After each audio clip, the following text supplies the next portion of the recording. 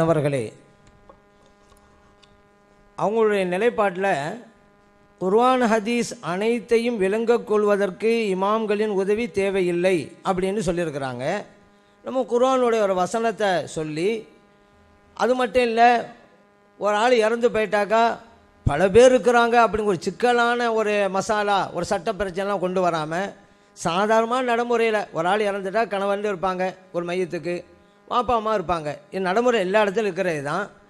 நீங்கள் குர்ஆனுக்கு இமாம்கள் எதுக்கு தேவையில்லைன்ட்டிங்களே, அல்லாஹ் அந்த வசனத்தையும் சுட்டி காட்டணும். ஃபலியும் மிஹி சொல்லுது, தாய்க்கும் 3/1 இப்படி அல்லாஹ் சொல்லியிருக்கிறான். ஒரு மையத்துக்கு இந்த 3 பேர் இருந்தால் உங்கள் தீர்வு பிரகாரம் என்னங்க சட்டம்னு கேட்டோம். சாதாரண ஒன்று தான். அவங்க சொல்லிட்டு வந்திருக்கிறாங்க, குர்ஆன் ஹதீஸை விளங்க இமாம்கள் வந்து தேவையில்லைண்டு. குர்ஆனில் இருக்கிறதுல ஃபலியும் மிஹி சொல்லுது 3/1 இருக்குதுல்ல, சொல்லிட வேண்டியதானே. குர்ஆனில் இருக்குது, தாய்க்கும் 3/1. தாய்க்கு என்னென்னு தான் இப்போ கேட்டிருக்கிறோம். தாய்க்கு ஒன்று சொல்ல வேண்டியதானே. இது நீங்கள் விளக்கமாக கேளுங்க, பதில் இல்லைங்கிறதுக்கு நீங்கள் விளக்கமாக கேளுங்க. இதை தான் கேட்டிருக்கிறோமே, ஆயத்திலையும் இருக்குது, தாயும் இருக்குதுன்னு சொல்லியிருக்கிறோம். என்னென்னு தானே கேட்டிருக்கிறோம். அப்போ பதில் இல்லைன்ட்டு இல்லைன்னு தெரிஞ்சு போச்சுங்க. இருந்தாலும் ஒரு கேள்விக்காக நம்ம சொல்கிறோம். இப்போ கலாலான்னு சும்மா கேட்டு போயிட்டீங்க அப்படின்னாங்க. இப்போ கலாலாவுக்கு இமாம்களுடைய விளக்கம், ஏன்னா அப்போ அது நீங்கள் சும்மா கேட்டு போகிறீங்கன்னு அப்படியே 2 நாள் ஒட்டி எதுவும் பதில் சொல்லாமல் இருக்கக்கூடாது. குர்ஆன் ஹதீஸுக்கும் உங்களுக்கு விளங்காது, இமாமுடைய உதவி இருந்தால் விளங்க நிரூபிக்காமல் வந்திருக்கிறோம். அதனால தான் இப்போ சொல்கிறோம். கலாலா அப்படின்னு சொன்னால் ஒரு மையத்துக்கு குழந்தையோ தந்தையோ, குழந்தையும் இருக்க மாட்டாங்க, தந்தையும் இருக்க மாட்டாங்க. அதான் இமாமுடைய விளக்கம். சும்மா கேட்டதுக்காக சொல்லி சொல்ல தேவையில்லை, அவங்க தான் சொல்லணும். இதான் கேட்டதாக சொல்கிறேன், இமாமுடைய விளக்கம். இப்போ உங்களுடைய விளக்கம் என்ன? அது உங்களோட விளக்கம் சொன்னாங்க. அப்போ மற்ற கேள்வியெல்லாம் இருக்குது, அதை நீங்கள் சொல்லுங்கள். ஏன்னா இப்படி போய்கிட்டே இருக்கக்கூடாது. அது மட்டும் இல்லை, அல்லாவுடைய சாட்சி அப்படின்னாங்க. அல்லாவுடைய சாட்சி, நம்ம அல்லாவுடைய சாட்சியை வச்சு கேட்குறோம். நம்ம பேசுறதுங்கிறது வெளிப்படையாக பேசிட்டு தான் இருக்கிறோம். நம்ம பேச்சை வச்சு தான் அல்லாவுடைய சாட்சியை வச்சு பேசுங்கிறா, வெளிப்படையாக பேசுறது. நம்ம அவங்கள சாட்சியாக வச்சது வெளிப்படையில் தெரியாதது. ஏன்னா ஒரு சட்டத்தை சொல்லுவோம், அந்த கிதாபில் என்ன விளக்கம், இந்த கிதாபில் என்ன விளக்கம்னு போய் பார்த்துட்டு வைங்க. அப்போ இமாம்களுடைய உதவி தேவைண்டாயிரும். அல்லாஹ் பார்த்துக்கிட்டு இருக்காங்க. அதனால தான் சாட்சியாக வைத்தோம். வெளிப்படையில் பேசுறது என்ன சாட்சி? நம்ம எல்லாரும் பேசிகிட்டு இருக்கிறோமே. அதனால் விவாதம் செய்யக்கூடியவருக்கும் துணையாக இருக்கக்கூடியவர்களுக்கும் இந்த அல்லாஹ் சாட்சியாக வச்சு நம்ம சொன்னோம். இப்போ நிலைப்பாடு இப்படி இருக்குது. நிலைப்பாடு மாற்றமாக இதுக்கு என்ன விளக்கம் பார்க்கலான்னு கிதாபில் நீங்கள் தேடினீங்களாக்கா உங்கள் நிலைப்பாடு முரணா எடுக்கிறீங்க, அல்லாஹ் பார்த்துக்கிட்டு இருக்கான். அப்படிங்கிறதுக்காக தான் நம்ம சொல்ல வந்தோம். அதே போல் ஃபஸ்ஸாலு அஹ்ல திக்ரி அப்படின்னாங்க. ஃபஸ்ஸாலு அஹ்ல திக்ரிக்கு இப்படி தானே வருது, அந்த விஷயத்தில். அப்போ அந்த விஷயத்தில் தான் வருமா, வேறு விதத்தில் இருக்கக்கூடாதா? ஒரு வசனம் வந்தால் எந்த விஷயத்தில் இறங்குதோ அதுக்கு மட்டும்தான், வேறு விஷயங்களும் பொருந்தக்கூடாதுன்னு நிலைப்பாட்டை கொண்டு இருக்கீங்களா? அதை டிக்ளேர் பண்ணுங்க. இப்போ ஒரு வசனம் எதுக்கு இறங்குதோ அதான். இப்போ வாரிசுரிமை சட்டமாக இருந்தாலும் சரிதான், ஒரு வசனம் இறங்குனா அது அவங்களுக்கு மட்டும்தான், மற்றவங்களுக்கெல்லாம் இல்லை அப்படின்னு டிக்ளேர் பண்ணுங்க. அரங்கத்தில் சொல்லுங்கள் எதுக்கு இறங்குடுச்சோ அதுக்கு தாண்டு. ஆனால் இவங்களே கேள்வி பதில் நிகழ்ச்சியிலாம் ஃபஸ்ஸாலு அஹ்ல திக்ரி இன் குன்தும் லா தஅலமூன், தெரியாவிட்டா தெரிந்தவர்கிட்ட கேட்டு தெரிந்து கொள்ளு பல இடங்களில் அவங்களே விளக்கம் சொல்லியிருக்கிறாங்க. இல்லை அப்படி சொல்லலேண்டா சொல்லுங்கள். ஆனால் அப்படிலாம் சொல்ல கிடையாது, அது அதுக்கு மட்டும்தான் அப்படி சொல்லுங்கள். அதே போல் எந்த ஒரு வசனமும் ஒரு பிரச்சனை மையமாக வச்சு இறங்கும்.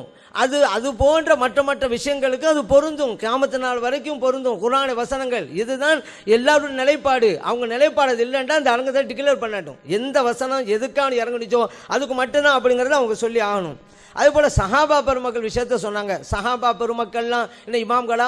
அவங்க எந்த இமாம்களை பின்பற்றினாங்கன்னாங்க. இப்போ ஒன்று நினைவில் வைங்க, நம்ம இமாம்கள் சொன்ன இந்த 4 இமாமா, ஷாஃபி இமாம், ஹனபி இமாம், மாலிக் இமாம், ஹம்பல் இமாம், 4 இமாமா, எல்லா இமாம்களையும் தான் சேர்க்கும். சமூகத்தில் இருக்கக்கூடிய எல்லா இமாம்களும். அல்லாஹ் சொன்னது குர்ஆன், நபிலாம் ஸல்லல்லாஹு சொன்னது ஹதீஸ். இதை தவிர உள்ள சஹாபா பெருமக்கள் சொன்னது கூட இமாம்களுடைய கூற்றுத்தான். சஹாபா பெருமக்கள் தான் உயர்ந்த இமாம்கள். அவருடைய இமாம்கள் வேறு யார் வேணும்? சரி, சஹாபா பெருமக்கள் எந்த இமாம்கிட்ட கேட்டாங்க? அந்த சஹாபா பெருமக்களில் யார் விவரம் தெரிஞ்ச இமாம்களாக இருந்தாலும் அவங்கள்ட்ட போய் கேட்டாங்க. எத்தனை சஹாபா பெருமக்கள், ஆயிஷா சித்திகா ரலியல்லாஹு அன்ஹா அவங்கள்ட்ட போய் கேட்டாங்க. ஏன் கேட்கணும்? குர்ஆனை ஹதீஸ் படிச்சுட வேண்டியதானே. அவங்க காலத்தில் தானே குர்ஆனை இறங்கிக்கிட்டு இருக்கு. நபிலாம் ஸல்லல்லாஹு அலைஹி வஸல்லம் அவங்களுக்கு தான் நேரடியாக ஹதீஸை சொல்லிக்கிட்டு இருக்கிறாங்க. ஏன் இப்னு உமர் ரலியல்லாஹு அன்ஹு அவங்ககிட்ட போய் விளக்கம் கேட்குறாங்க சஹாபா பெருமக்கள்? ஏன் இப்னு அப்பாஸ் ரலியல்லாஹு அன்ஹு அவங்ககிட்ட போய் விளக்கம் கேட்டாங்க? ஏன் அப்துல்லா இப்னு மஸ்ஊத் ரலியல்லாஹு அன்ஹு அவங்ககிட்ட போய் விளக்கம் கேட்டாங்க? எல்லா சஹாபா பெருமக்களுக்கு தானங்க குர்ஆன் இறங்குது, அவங்கவுங்க படித்து புரிய வேண்டியதானங்க. ஏன் அங்கே போய் கேட்கணும்? இப்போ இதில் என்ன வழங்குது? அந்த சஹாபா பெருமக்களில் கூட குர்ஆனையும் ஹதீஸையும் நன்கு விளங்கிய இமாம்கள் இருந்தார்கள். அன்றைக்கு அந்த சஹாபா பெருமக்கள் அங்கே போய் கேட்டாங்க. அதனால் சஹாபா பெருமக்களாக இருந்தாலும் இமாம்கள் தான். இப்போ இன்னைக்கு இல்லை ஷாஃபிமா ஹனபிமா மட்டும்தான் சஹாபாக்கள் பற்றியெல்லாம் நாங்கள் இமாம்கள் நாங்கள் ஒப்புக்கொள்ளுவோம் அல்லது ஒப்புக்கொள்ள மாட்டோம் அப்படின்னு சொன்னால் அப்போ சஹாபாக்களோட விளக்கத்தை இவங்க ஒப்புக்கொள்வாங்களா? அப்படி சொல்லட்டும். நாங்கள் சொன்னது பின்னால் வந்து இமாம்களை பற்றி தான், ஷாஃபிமா ஹனபிமாம் தான், சஹாபா பெருமக்களையெல்லாம் இல்லை அப்படின்னு சொன்னால் அந்த சஹாபா பெருமக்களுடைய கூற்றுக்களே எடுத்துக்கொள்ளலாம், அவர்களை நாம் பின்பற்றலாம் அப்படிங்கிற டிக்ளேர் பண்ணணும். நம்ம இங்கே எல்லாமே இமாம்கள்னு சொல்கிறது சஹாபா பெருமக்களே தொடங்கினே தான். பெரிய இமாம்கள்னா பெரியவர்கள், மார்க்கத்தை விளங்கியவர்கள். அந்த கருத்தில் தான் இமாம்கிற வார்த்தையை யூஸ் பண்ணிக்கிட்டு இருக்கோம். எல்லாரையும் பொருந்தும். அதனால் சஹாபா பெருமக்கள் காலத்தில் எந்த இமாம் பின்பற்ற கேட்கக்கூடாது. அவர்கள் காலத்திலேயும் இந்த சஹாபிகளை பின்பற்றி கொண்டு தான் இருந்தார்கள் அப்படிங்கிறதையும் நாம் அறிந்து கொள்ள வேண்டும். அடுத்ததாக இந்த சுலுசு கேட்டாங்கல்ல, இப்போ நம்ம இமாம்கள் இது சொல்ல தேவையில்லை, அவங்க நிலைப்பாடெல்லாம் கிடையாது. நம்ம ஒரு சப்ஜெக்டை சொல்கிறோம், ஒரு வசனம் இமாம்கள் உதவி தேவையில்லை நீங்கள் சொல்லுங்கன்னு. இப்போ என்ன சொன்னால் நீ உங்கள் இமாம் என்ன சொன்னாங்க சொல்லுங்கள், ஏன் அதை வச்சு அவங்க தெரிஞ்சுக்கலான்ட்டு. அப்போ அதுலேருந்து என்ன வழங்குதுன்னு கேட்டால் அவங்க விளக்கம் சொல்லணும். நீங்கள் உங்கள் இமாம் சொல்லுங்க கேட்டீங்க, உங்கள் நிலைப்பாடுன்னு சொல்லிங்க, இமாம்கள் உதவி இல்லாமல் நான் பதில் சொல்லுவேன் அப்படின்ட்டுங்கல்ல, பதில் சொல்ல வேண்டியதானே. அதை விட்டுவிட்டு உங்கள் இமாம் என்ன சொல்கிறாங்க கேட்குறீங்க, நான் அதையும் சொல்கிறேன். பலி உம்மிஹி சொல்லுதுங்க, நான் கேட்ட மசாலாவில் அதாவது சட்ட பிரச்சனையில், அதாவது கணவர் தாய் தந்தை இருந்தாக்கா அந்த வசனத்துக்கு உம்மிஹு சுலுசு 1/3 இருக்குதுல்ல, சுலுசு மா பக்கிய, அதாவது ஃபர்துக்காரவங்களுக்கு பங்குதாருக்கு கொடுத்தது போக மீதி இருக்கிறதுல அதில் 1/3 கொடுக்கணும்னு எங்கள் இமாம்கள் சொல்கிறாங்க. இதையும் சேர்த்து சொல்லி எப்படியா நீங்கள் சொல்லணுங்கிறதுக்காக தான். இது சொல்ல வேண்டிய அவசியமே இல்லை, ஏன்னா இப்படியே காலம் கடத்திடக்கூடாதனால இதே நான் சொல்லிட்டேன். இப்போ அது உங்கள் விளக்கம் என்ன அப்படிங்கிறத சொல்லுகின்ற கடமை உங்களுக்கு இருக்கிறது. அதே போல் அல்லாஹு தஆலா லில்லதீன யூலூன மின்னிசாஹிம் தரப்புஸ் அர்பாத் அஷ்ஹுருங்கிறான். அதாவது தன் மனைவியை பார்த்து அல்லாமே சத்தியமா இனிமேல் நான் உன்னோட சேர மாட்டேன், அதாவது உடல் கொள்ள மாட்டேன்னு சத்தியம் பண்ணிட்டான். அல்லாஹு தஆலா சொல்கிறான், இப்படி சத்தியம் பண்ணாக்கா 4 மாதம் எதிர்பார்க்கலாம் அப்படின்னு நல்லா சொல்கிறான். இந்த 4 மாதம் ஆகிட்டா, 4 மாதத்துக்கு ஆகிட்டா அவங்க என்ன செய்யணும், அவங்க வாபஸ் வாங்கிடணும். ஃபென் ஃபாவு ஃபென் அல்லாஹ் கபூர் ரஹீம், அவங்க வாபஸ் வாங்கிடணுங்க. இல்லை 4 மாதம் ஆகி போச்சு அவங்க வாபஸ் வாங்கலை, வைன் அசமு தலாக்க, தலா கொடுப்பதற்கு உறுதி கொண்டு விட்டால் அது தலா கொடுக்கலாம். இப்போ இன்னல்லாஹ் சமீஉன் அலீம் அப்படி அல்லாஹு தஆலா சொல்லி காட்டுறான். இப்போ நம்ம என்ன கேட்குறோம் அப்படின்னு கேட்டால், இப்போ அல்லாஹு தஆலா சொல்கிறாங்க வாபஸ் வாங்கணும். அப்போ வாபஸ் வாங்கலைன்னு சொன்னால் தலா கொடுக்கறது உறுதி கொள்ளணும். இப்போ வாபஸும் வாங்கலை, 4 மாதமும் ஆகி போச்சு, தலாக்கும் கொடுக்கலை. இப்போ சட்டம் என்ன, தலாக்கு ஆகி போச்சுன்னு சொல்கிறதா அல்ல தலா கொடுத்தா தான் தலாக் ஆகுமா? ஏன்னா இப்போ நம்ம இமாமோட விளக்கம் இருக்குது, அது உங்கள் இமாம் என்ன சொல்ல கேட்கக்கூடாது. இப்போ இந்த வசனத்துக்கு நீங்கள் என்ன வழங்குறீங்க, இமாமுடைய உதவி இல்லாமல் நீங்கள் என்ன வழங்க சொல்லணும். அதே போல் இதுக்கு கோபத்தோடு சொல்வதுன்னு ஒரு வகை இருக்குது. இனிமே உன்னோட நான் உணர்வு கொள்ள மாட்டேன் கோபத்திலையும் சொல்லுவான், அதுக்கு ஈலான்னு சொல்லுவோம். ஒரு நாள் கோபத்தில் சொல்லலைங்க, உடல் நலத்தை கவனித்து சொன்னான். மனைவி குழந்தைக்கு பால் கொடுத்துட்டு இருக்கிறாங்க. இப்போ அவன் சொன்னான் உன்னோட நான் இனிமேல் சேர மாட்டேன் அப்படின்ட்டான். நீ பால் கொடுத்துட்டு இருக்கிற வரைக்கும் நான் உடல் கொள்ள மாட்டேன் எல்லாமே சத்தியமா அப்படின்ட்டான். இப்போ இந்த ஈலாவுடைய சட்டம் வருமா அப்படின்னு கேள்வி. சரி, இப்போ 4 மாதம் ஆகி போச்சு, இவன் தலாக் கொடுக்கல, இப்போ என்ன செய்யறது? தலாக் கொடுக்காவிட்டால் என்ன சட்டம் அப்படிங்கிறதையும் சொல்லணும். சரி, தலாக்கு கொடுத்தான்னு வச்சுக்கிறோங்க. தலாக்கு 2 வகை இருக்குது. ரஜஅய்யத்தான தலாக்குன்னு இருக்குது, அதாவது இதாவோட காலம் முடிவதற்கு முன்னால் கொடுத்த தலாக்கு வாபஸ் வாங்கலாம்.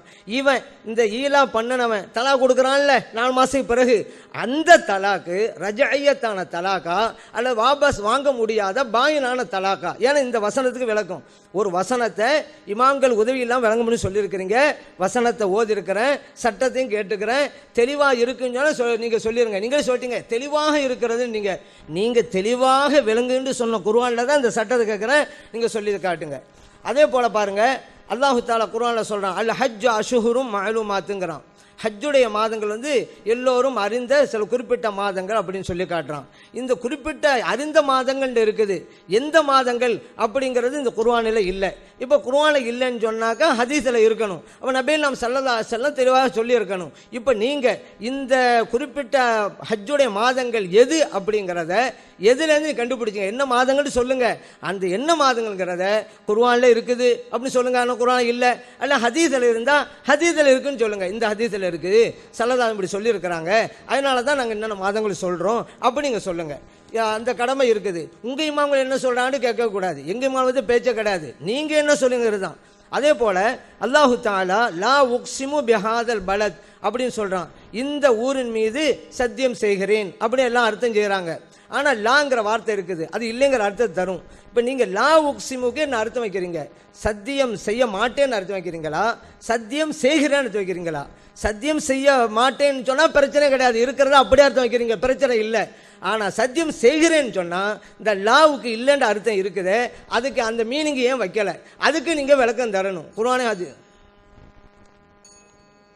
அன்பிற்குரிய சகோதரர்களே, நம்ம கேட்ட கேள்விக்கு தெளிவாக அவங்க பதில் சொல்லலைங்கிறது நிரூபிச்சிருக்கிறோம். அதாவது குர்ஆனுக்கு விளக்கமாக அவங்க சொன்ன கருத்துக்கள் எல்லாம் குழப்பமாகத்தான் இருக்கிறது என்பது சந்தேகமற நிரூபிக்கப்பட்டுருச்சு.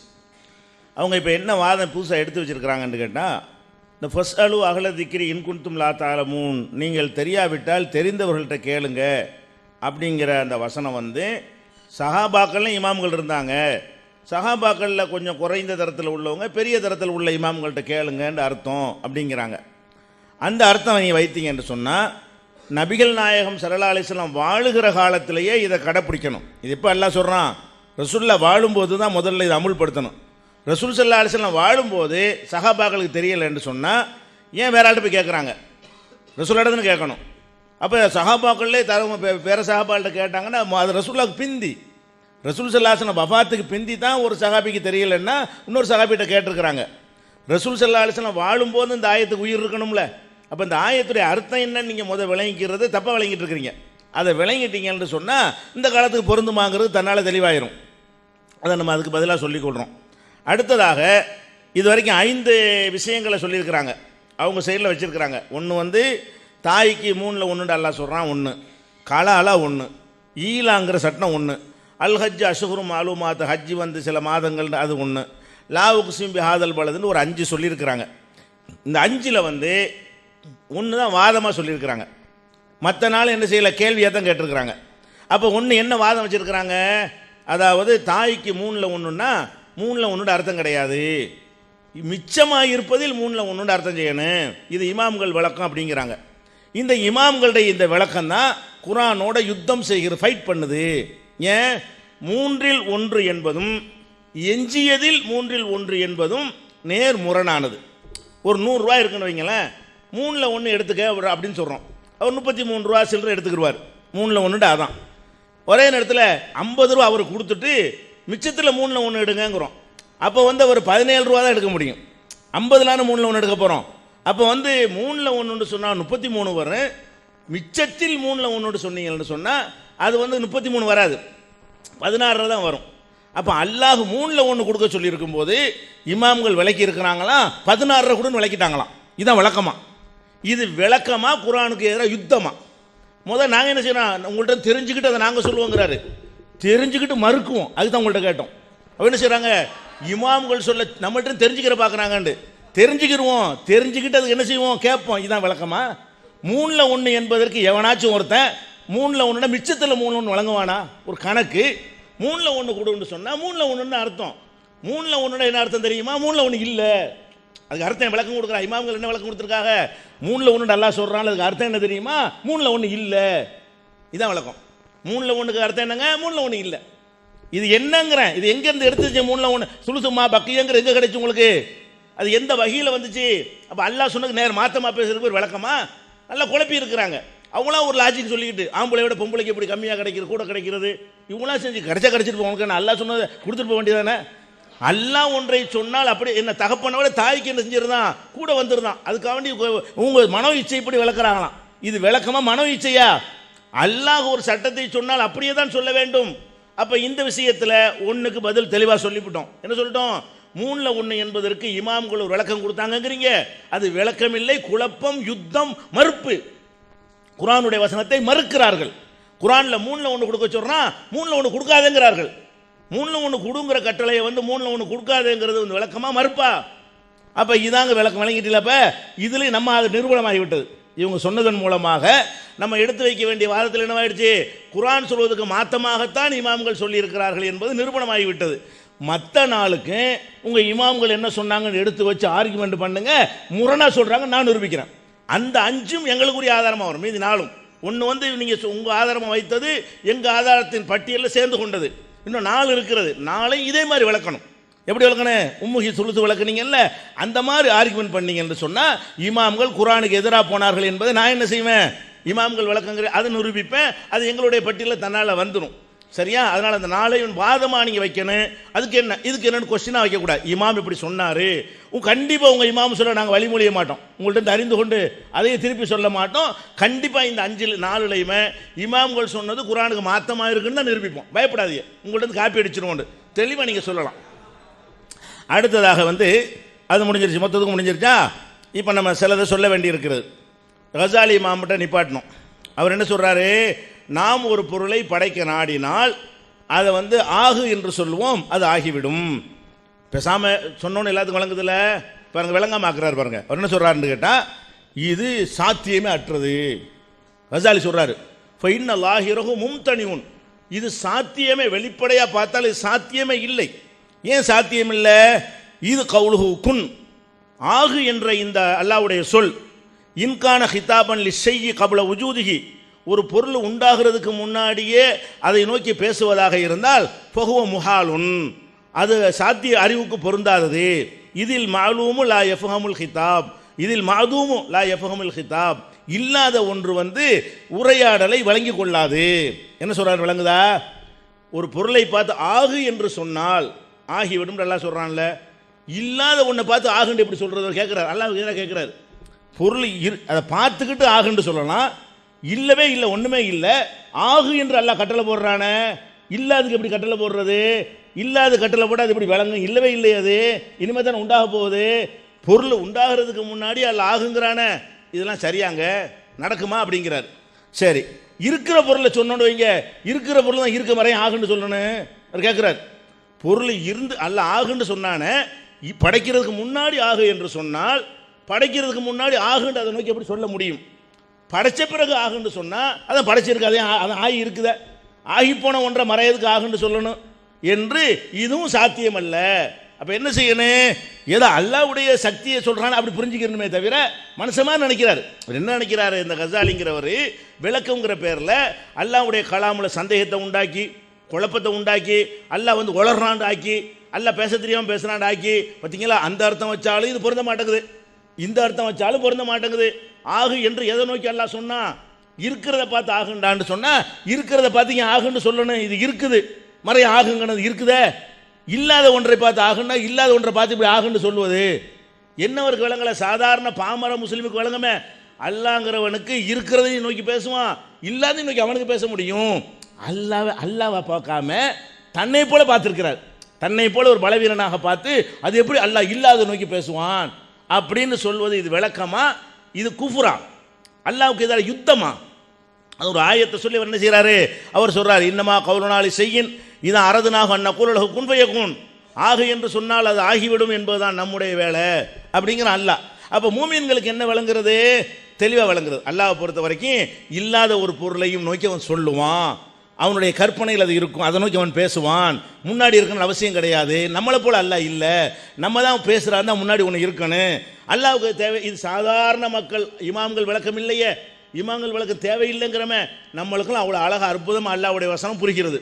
கசாலி ரொம்ப மேதை இமாமா இருக்கார் இல்லையா, அவருக்கு என்ன புரியுதுன்னா, அது எப்படி, இது எப்படி அல்லாஹ் சொல்கிறது? இல்லாத ஒன்று நோக்கி இப்படி அல்லாஹ் பேசுவான். அப்போ இதுக்கு பேர் விளக்கமா? அப்போ இதை நல்லா சிந்திச்சு பார்க்க வேண்டும். அப்போ கசாலிங்கிற இந்த அறிவை தான் கேட்குறாங்க. அதாவது அல்லாஹ்வுடைய கலாமையை கிண்டல் பண்ணக்கூடிய அறிவு தான் வேணும்னு கேட்குறாங்க. இன்னும் என்னென்னலாம் பண்ணியிருக்காருன்னு பாருங்கள். அல்லாஹ்வோட எப்படி யுத்தம் பண்ணியிருக்கிறார் என்பதற்கு இதே கசாலியுடைய நிறைய இமாம்களுடைய விளக்கத்தில் அதெல்லாம் நிறைய எடுத்து போடணும் இன்ஷா அல்லாஹ். அப்போ என்ன வழங்கி விட்டது? இவருடைய இந்த விளக்கத்தை கேட்கல என்று சொன்னால் நமக்கு குழப்பம் இல்லாமல் அந்த ஆயத்தை விளங்குறது. ஆகு என்றால் ஆகிவிடும், நல்லா விளங்கிறது. இவருடைய விளக்கத்தை கேட்டால் ஆமாடி ஆமாம், இல்லாத நோக்கி எப்படி பேசுறது, இருக்கிற நோக்கி எப்படி பேசுறது, ரெண்டு சரி வராத. இருக்கிறத வச்சு ஆகுன்னு சொல்ல முடியாது, இல்லாத நோக்கி பேசவும் முடியாது. ஆமாம் அல்லாஹ் உளர்றானே, அது கூட நிப்பாட்டும். விளக்கம் என்னது? அல்லாவுக்கு பேச தெரியலேன்னு ஆக்குறதுக்கு பேர் விளக்கமா? அப்போ அல்லாஹ்வும் உங்களுக்கு பொருட்டே இல்லையா? அப்போ அல்லாஹ் பற்றி என்ன வேணாலும் சொல்லிட்டு போயிடுவீங்களா? இதான் இவங்க இமாமுங்கிறீங்களே, கெடுத்து குட்டிச்சவராக்கி நாசமாக்கி வச்சிருக்கிறார்களே இஸ்லாத்தின் அடிப்படை கொள்கையும். அல்லாஹ் பற்றி அவர்களுக்கு பயம் கிடையாது, மரியாதை கிடையாது, அல்லாஹ்வுடைய ரசூலை பற்றியும் கிடையாது. அது எக்கேடு கெட்டு போனாலும் சரி இந்த இமாம் அவர் பெரிய ஆளுன்னு காட்டணும், அவர் பெரிய அறிவாளின்னு காட்டணுங்கிறதுலாம் அவருடைய கவனம் எல்லாம் போகிறது. எவ்வளோ டேஞ்சரான ஒரு வார்த்தை அவர் சொல்கிறாரு. அப்போ அல்லாஹ் இப்போ எந்த வகையிலையும் சரி கட்ட இயலாதுங்கிறார். இந்த வசனத்தை எந்த வகையிலும் நியாயப்படுத்த இயலாது என்று சொல்லி ஏதோ ஒரு பேச்சுக்கு அல்லாஹ்வுடைய சக்தியை சொல்கிறான்னு முட்டையை புரிஞ்சுட்டு போங்கிறார். அப்போ இது என்ன விளங்குது, அல்லாஹ்வுடைய யுத்தம் செஞ்சிருக்காருன்னு சொல்லி அடுத்த இதை நிரூபிச்சிட்டோம். அடுத்துங்க, இப்போ நபிகள் நாயகம் ஸல்லல்லாஹு அலைஹி வஸல்லம் அவங்கள நம்ம ரொம்ப மரியாதை பண்ணணும். வழங்க ஈமானுடைய ஒரு அம்சம் அது. அவங்கள உலகத்தில் உள்ள மற்ற எல்லாத்தையும் விட நம்ம அதிகமாக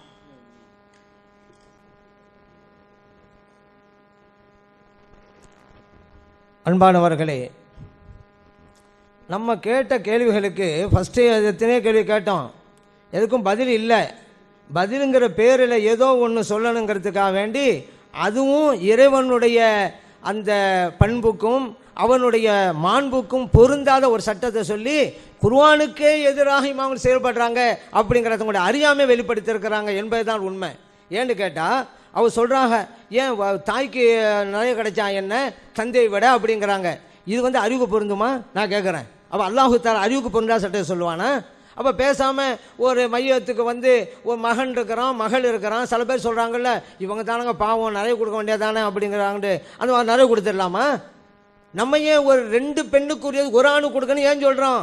ஆண் மகனுக்கு பொறுப்பு அதிகம், அறிவு சார்ந்த முறையில் பதில் சொல்கிறோம்ல, அல்லாஹ் சொன்னது சரி அப்படின்னு காட்டுறோமே. இப்போ தாய்க்கு நிறைய கொடு, தந்தைக்கு கம்மியாக கொடுன்னு சொன்னால் இங்கே பொறுப்பு தாய்க்கா தந்தைக்கா? ஒரு மகன் அவன் பொறுப்பு இருப்பான், மகன் இல்லைண்டா அந்த வீட்டில் இருக்கக்கூடிய பெண்களுடைய பொறுப்பெல்லாம் ஒரு தந்தைக்கு தான் நிற்கும். அப்போ யாருக்கு பொறுப்பு இருக்குதோ அவனுக்கு நிறைய கொடுக்கறதா? அது அறிவுக்கு பொருந்துமா? பொறுப்பே இல்லாமல் ஒரு தாய்க்கு, அதை தாய்க்கு அவன் மகன் கொடுப்பாரு அல்லது தந்தை கொடுப்பாங்க, மற்றவங்க கொடுப்பாங்க. அந்த நிலையில் இருக்கக்கூடிய ஒரு தாய்க்கு ஒரு பெண்ணுக்கு நிறைய கொடுக்கறதா? அப்போ அறிவுக்கு பொருந்தா சட்டத்தை அல்லாஹ் சொல்லுவான். குர்ஆனுக்கு முரண்பட்டா செய்ய மாட்டாங்களாம். சரி, அல்லாஹ்வோடு யுத்தம் தொடரும்னு சொன்னால் என்ன நம்ம இமாம்கள் மட்டுமா? எல்லா இமாம்களும் தானே சொன்னாங்க. அப்போ எல்லாரும் அல்லாஹ்வோடு யுத்தம் தொடர்கிறார்கள். சுலுசு மாபக்கு என்று சொன்னதன் மூலம் நாங்கள் மட்டும்தான் சண்டைக்கு போகாமல் இருக்கிறோம் ஆகுது. எல்லாமே சண்டை போகிறாங்க. அறிவுக்கு பொருந்தக்கூடிய சட்டத்தை சொல்லணும் அப்படின்னு சொன்னாக்கா எப்படி வரும்? சுலுசு மாபக்கையா நான் கேட்குறேன், அல்லாஹ் சொன்னால் அப்படி தான் சொன்னாங்கிறாங்கல்ல. இப்போ நான் சட்டத்தை கேட்குறேன், அல்லாஹ் சொன்னால் அப்படியே தான் சொல்லணும், அங்கே விளக்கம் கொடுக்கக்கூடாது. ஏன்னா நேரத்துக்கு தான் விளக்கம் கொடுக்கறது. அவங்களுக்கு ஒன்றுண்டாக்கா அது அப்படி தான், இது இப்படி தாங்கிறது. வேறு வழி இல்லை அப்படின்னு சொன்னாக்கா அது அப்படி தாங்க. ஏன்னா கலாலா சட்டம் மாற்றப்பட்டுன்னு சொன்னவங்க தானே, அந்த சட்டம் தெரியாததுனால மாற்றப்பட்டு விட்டே தான் அப்படின்னு சொன்னவங்க தானே, சட்டம் தெரியாதனால தனக்கு தெரியல எல்லாம் சரின்றுவாங்க. அல்லாஹ் சொன்னது சுலுசி என்றால் அப்படித்தான் கொடுக்க வேண்டாங்கல்ல. அப்போ நான் கேட்குறேன், ஒரு ஆள் இறந்துட்டாரு, மனைவி இருக்கிறாங்க, 2 மகள் இருக்கிறாங்க, தாய் தந்தை. மறுபடியும் சொல்கிறேன், மனைவி, ஒரு மையத்துக்கு மனைவி, 2 மகள்கள், ஒரு தாய் தந்தை. அல்லாஹ் என்ன சொல்லியிருக்கிறான்? மனைவிக்கு இந்த மாதிரி கட்டங்கள் எல்லாம் சுமணும்னு சொல்லியிருக்கிறாங்க. அதே போல் 2 மகளுக்கு 3/2, தாய்க்கு 6/1, தந்தைக்கு 6/1. இப்போ அல்லாஹ் சொன்னால் அப்படியே செஞ்சோன்னா செஞ்சு காமிக்கணும், வேறு வழக்கம் கொடுக்கக்கூடாது. பிரித்து கொடுக்கும் பொழுது 8/1 என்றால் 8/1 தான் இருக்க வேண்டும். கூட குறைச்சி இருந்துச்சு அப்போ குர்ஆனுக்கு மாற்றம் தான். அப்போ மட்டும் ஒரு விளக்கம் சொல்லுவாங்க, அது அப்படி இது இப்படின்னு. அதனால் குர்ஆனிலே என்ன சொல்லியிருக்கப்பா, சுலுசுண்டு இருக்குது, 3/1, 2 வகையுமே அர்த்தம் வைக்கலாம். மொத்தத்தில் 3/1னாலும் 3/1 தான். ஒரு ஆளுக்கு கொடுத்துட்டு அது பிறகு 3/1னாலும் 3/1 தான். ஏன்னா குர்ஆனை மீறுவது இங்கே இருக்கிறதா? 3/1 தானே கொடுக்குறாங்க. மொத்தத்திலா மீதம் இருப்பதிலா? அதுதானே கருத்து வேறுபாடு. 3/1 கொடுப்பதில் இல்லையே. இதை எப்படி அல்லாஹ்வுடைய கருத்துக்கு யுத்தமாக தொடரும்? அல்லாஹ் 3/1 சொல்லி இவர் 6/1 கொடுத்தா தான் இப்படி வரும். 3/1 தான் இப்படி. அப்போ அறிவுக்கு பொருந்தா சட்டம் எல்லாம் சொல்லிட்டான்னு வரணும். பொறுப்பு உள்ள தந்தைக்கு கம்மி, பொறுப்பே இல்லை தாய்க்கு அதிகம். இதுதான் இஸ்லாம் சட்டம் சொல்கிறையா? அப்போ மகளுக்கும் மகனுக்கும் வித்தியாசமே தேவையில்லையே. எல்லாம் ஒன்றா கொடுத்து போய்க்கிறேன், எல்லாம் மகள் தான், எல்லாம் பிள்ளைகள் தான், ஒன்றா கொடுக்க வேண்டியதானே. அங்கே ஆழம் பார்க்கறது அல்லவா இஸ்லாம்? அறிவோட்டத்தோடு சிந்தனையோடு பொருத்தமான முறையில் தானே பங்கு பிரித்து கொடுக்குது. இங்கே அப்படி தான் பார்க்கணும். ஆனால் குர்ஆனுக்கு முரண் கிடையாது. அப்படி முரண் சொன்னால் எல்லாருமே முரண்பட்டு இருக்காங்க, நாங்கள் மட்டும் கிடையாது. வஹாபியத்து சிந்தனை இருக்கக்கூடிய இமாம்களும் முரண்பட்டு இருக்கிறார்கள். போனால் போட்டுமாங்கிறாங்க. ஆனால் இதுவரைக்கும் நடைமுறையில் நான் சொன்ன சட்டம் எப்படி பங்கீடு செய்யப்படுகிறது வஹாபியோட இமாம்களிடத்திலும் அப்படிங்கிறத புரியும். இதெல்லாம் புரிஞ்சுக்கிடுவாங்க. வராசத்து விஷயத்தில் இவங்களோட ஞானம் என்ன இருக்குன்னு மற்றவங்களாம் புரிஞ்சுக்கிடுவாங்க. இப்போ நம்ம ஒரு கேள்வி வச்சுருக்கோம், சொன்னதுலேருந்து பதிலுங்கிற பேரில் பதிலை சொன்னாங்களே தவிர பதிலே கிடையாதுங்க. இப்போ கலாலா விஷயத்தில் அங்கேயும் விளக்கம் தானே சொன்னோம், இங்கே மட்டும் விளக்கம் சொன்னாமா தப்புன்னு சொன்னாலாம். கலாலாவுக்கு விளக்கம் சொன்னோமா இல்லையா? ஒரு மையத்துக்கு குழந்தையும் இல்லை தந்தையும் இல்லை, அதுக்கே விளக்கம் சொல்லலை, அதுக்கே பதில் சொல்லலை. பதில் இல்லை. இமாம்கிட்ட சொன்னால் நான் பதில் சொல்லுவோம், அதுக்கு சேர்த்து தான் சொன்னேன், கலாலாவுக்கும் தான் சொன்னேன். எங்கள் இமாம்கள் இப்படி சொல்கிறாங்க, அதுக்கே பதில் வரல, பதில் இல்லை. அப்போ அல்ஹஜ் அஷ்ஹுருமா வந்து பதில் இல்லை, ஈலாவுக்கு பதில் இல்லை, லா உக்ஸிமுக்கு சொல்லியிருக்குது. லா உக்ஸிமுன்னா என்ன? சத்தியம் செய்கிறேன்னு இப்போ சொல்லிக்கிட்டு இருக்கிறாங்க. லா உக்ஸிமுன்னு சொன்னால் டைரக்ட் அர்த்தம் நான் சத்தியம் செய்ய மாட்டேன் தான். அப்படி இவங்க அர்த்தம் வைக்கட்டும். அல்லாஹ் சொன்னால் ஒரு வார்த்தையில் அர்த்தம் இல்லாமல் இருக்காதுங்க, அல்லாஹ் அர்த்தத்தோடு தாங்க சொல்லுவாங்க. அப்படியே பல இதில் அவங்க எழுதியிருக்கிறாங்க. இதே நான் உங்களுக்கு வாட்சி காமிக்கிறேன். எந்த ஒரு வார்த்தையாக இருந்தாலும் இறைவன் தேவையில்லாமல் சொல்ல மாட்டான் அப்படிங்கிறது அவர்களுடைய நிலைப்பாடு. இறை வேதத்தில் இத்தகைய வீணான சொற்கள் இருப்பதாக கூறுவதை விட்டும் அல்லாஹ் நம்மை பாதுகாப்பானாக. வீணான சொல்ல குர்ஆன்ல இருக்காதான். இறைவன் அதை தான் நம்மளும் நம்புகிறோம், ஆனால் இருக்கான்னு சொல்லிவிட்டு அர்த்தமாக்க போகிறாங்க. அப்படி மாட்ட போகிறாங்கங்கிறத பங்கீகரிச்சிருக்கிறாங்க. இறைவன் எந்த ஒரு வார்த்தையும் தேவையில்லாமல் பயன்படுத்த மாட்டான் என்று நம்பி திருக்குர்ஆனுக்கு கொடுக்க வேண்டிய மரியாதையை கொடுத்து மேற்கண்ட வசனங்களை நம்ம ஆய்வு செய்தால் ஒரு வார்த்தை வந்தாக்கா அது இருக்குது, அதுக்கு அர்த்தம் இருக்குது, வச்சுக்கிட்டு தான் ஆய்வெல்லாம் செய்யணும் அப்படின்னு வேற சொல்லியிருக்கிறாங்களாம். அதே போல தேவையில்லாத ஒரு எழுத்து கூட அதில் இடம்பெறாது என்பதிலும் ஒவ்வொரு முஸ்லிமுக்கும் அழுத்தமான நம்பிக்கை உண்டு. இந்த நம்பிக்கையை மனதில் இருத்தி இந்த வசனத்தை ஆராய்வோம் என்றும் எழுதியிருக்கிறாங்களாம். இப்படிலாம் எழுதியிருக்கிறாங்களே, அப்போ அந்த மாதிரி இப்போ நம்ம கேட்ட கேள்விக்கு பதில் சொல்லணும். லா உக்ஸிமு பிஹாதல் பலதுன்னு வருதுல, இப்போ சத்தியம் செய்வேன் என்றால் லாங்கிற வார்த்தை ஏன் இருந்துச்சு, அதுக்கு விளக்கம் சொல்லணும். ஏன்னா தேவையில்லாத அல்லாஹ் சொல்ல மாட்டோம், அவங்களே எழுதி விட்டாங்க. அந்த வரைக்கும் நம்ம சந்தோஷமா பாச்சு, ஏன்னா அவங்க எழுத்த வச்சே நம்ம வந்து கேள்வி கேட்கறதுக்கு வசதி ஆகி போச்சு. அடுத்து ஃபஸ்ஸல் அஹ்ல திக்ர் இன்குன்தும் தாலும் கேட்டாங்க. ஸல்லல்லாஹு அலைஹி வஸல்லம் அவர்களுடைய காலத்திலே ஸல்லல்லாஹு அலைஹி வஸல்லம் போய் கேட்டாங்க, அப்போ இது பொருந்தலாண்டு. ஸல்லல்லாஹு அலைஹி வஸல்லம் காலத்திலும் பொருந்தத்தான் செய்தது. ஏன்? முஆத் இப்னு ஜபல் ரலியல்லாஹு அன்ஹு அவங்கள யமனுக்கு அனுப்பி வைக்கும் பொழுது மக்கள் உங்களை வந்து கேட்டால் எப்படி நீங்கள் தீர்ப்பு அளிப்புன்னு கேட்டாங்கல்ல. அப்போ வேதத்தை கொண்டு ஹதீஸை கொண்டு ஆய்வு கொண்டு சொல்கிறாங்கல்ல. அப்போ அங்கே இருக்கக்கூடிய மக்கள் தங்களுடைய மார்க்க பிரச்சனைக்கு யார் அணுகுனாங்க? யமன்லேருந்து ஒவ்வொருவரும் மதீனாவுக்கு வந்துட்டு போனாங்க. அவங்களுக்கு பிரச்சனை ஏற்பட்டால் முஆத் இப்னு ஜபல் ரலியல்லாஹு அவங்ககிட்ட தான் போனாங்க. அதே போல் ஸல்லல்லாஹு அலைஹி வஸல்லம் காலத்தில் ஒரு யுத்த குழு போகும் அல்லது பயணக்குழு போகும், அவங்களுக்குள்ள ஒரு ஏதாவது பிரச்சனைனா அவங்கள ஒரு ஆட்டை தான் கேட்டுக்கிட்டாங்க. ஸல்லல்லாஹு அலைஹி வஸல்லம் இருக்கிற இடத்துல அவங்க தான். அவங்கள விட வேறு இமாம் யார்? நான் கேட்குறேன். உங்களுக்கு தெரியாதவர்களிடம் உங்களுக்கு தெரியலைன்னு சொன்னாக்கா தெரிந்தவர்கிட்ட கேட்டு தெரியுங்கன்னு நல்லா சொல்லிட்டான்ல. இது நல்லா பொருந்தது யாருக்கு? ஸல்லல்லாஹு தானே பொருந்து, அவங்களோட வேறு யார் இருக்கிறது? அதனால் அவங்க இருக்கிற இடத்த அவங்ககிட்ட போய் கேட்பாங்க. மற்ற இடங்கள்ல அவங்க இல்லைன்னு சொன்னால் யாருக்கு தெரியும் அவங்ககிட்ட போய் கேட்பாங்க. ஸல்லல்லாஹு அலைஹி காலத்தும் நிகழ்ந்து தான் இருக்கிறதுங்கிற புரியணும். அதே போல் கஸாலி இமாம் வந்து முன்னுக்கு பின் மொன்னா சொன்னாங்க. ஏன்னா கரெக்டாக தானே சொன்னாங்க. கரெக்டாக சொன்னாங்கங்கிறத அவங்க வாயினால் இதை எடுத்து காமிச்சிட்டாங்க. ஒரு விஷயம் உண்டாயிருச்சு, அப்பையும் உண்டாக்க வைக்கணும், சரியா தானே?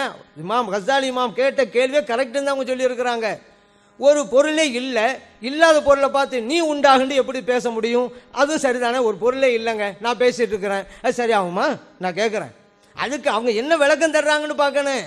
இப்போ இந்த கேள்வியை வச்சு பார்த்தா அல்லாஹு தாலா பொருத்தமில்லா சொல்லிட்டான், அல்லாவே கேள்வி செய்வது ஆகாதா? ஏங்க நாமே ஒரு ஆளே இல்லை, ஒரு ஆட்டை பார்த்து பேசிக்கிட்டே இருந்தோம், அப்போ நமக்கு மட்டும் அது கேள்வி ஆகுதா இல்லையா? இந்த மாதிரி கேள்வி அல்லாஹ் செய்வான். அப்போ என்ன விளக்கம் சொல்கிறாங்கன்னு பார்க்கணும். நாமே ஒரு பொருளே இல்லாமல் சோமா இருக்கிறியா நல்லா இருக்கிறான்னு ஒரு பொருளும் இல்லை, நான் கேட்டுக்கிட்டு இருக்கிறேன், அது சரின்னு சொல்லுவோமா?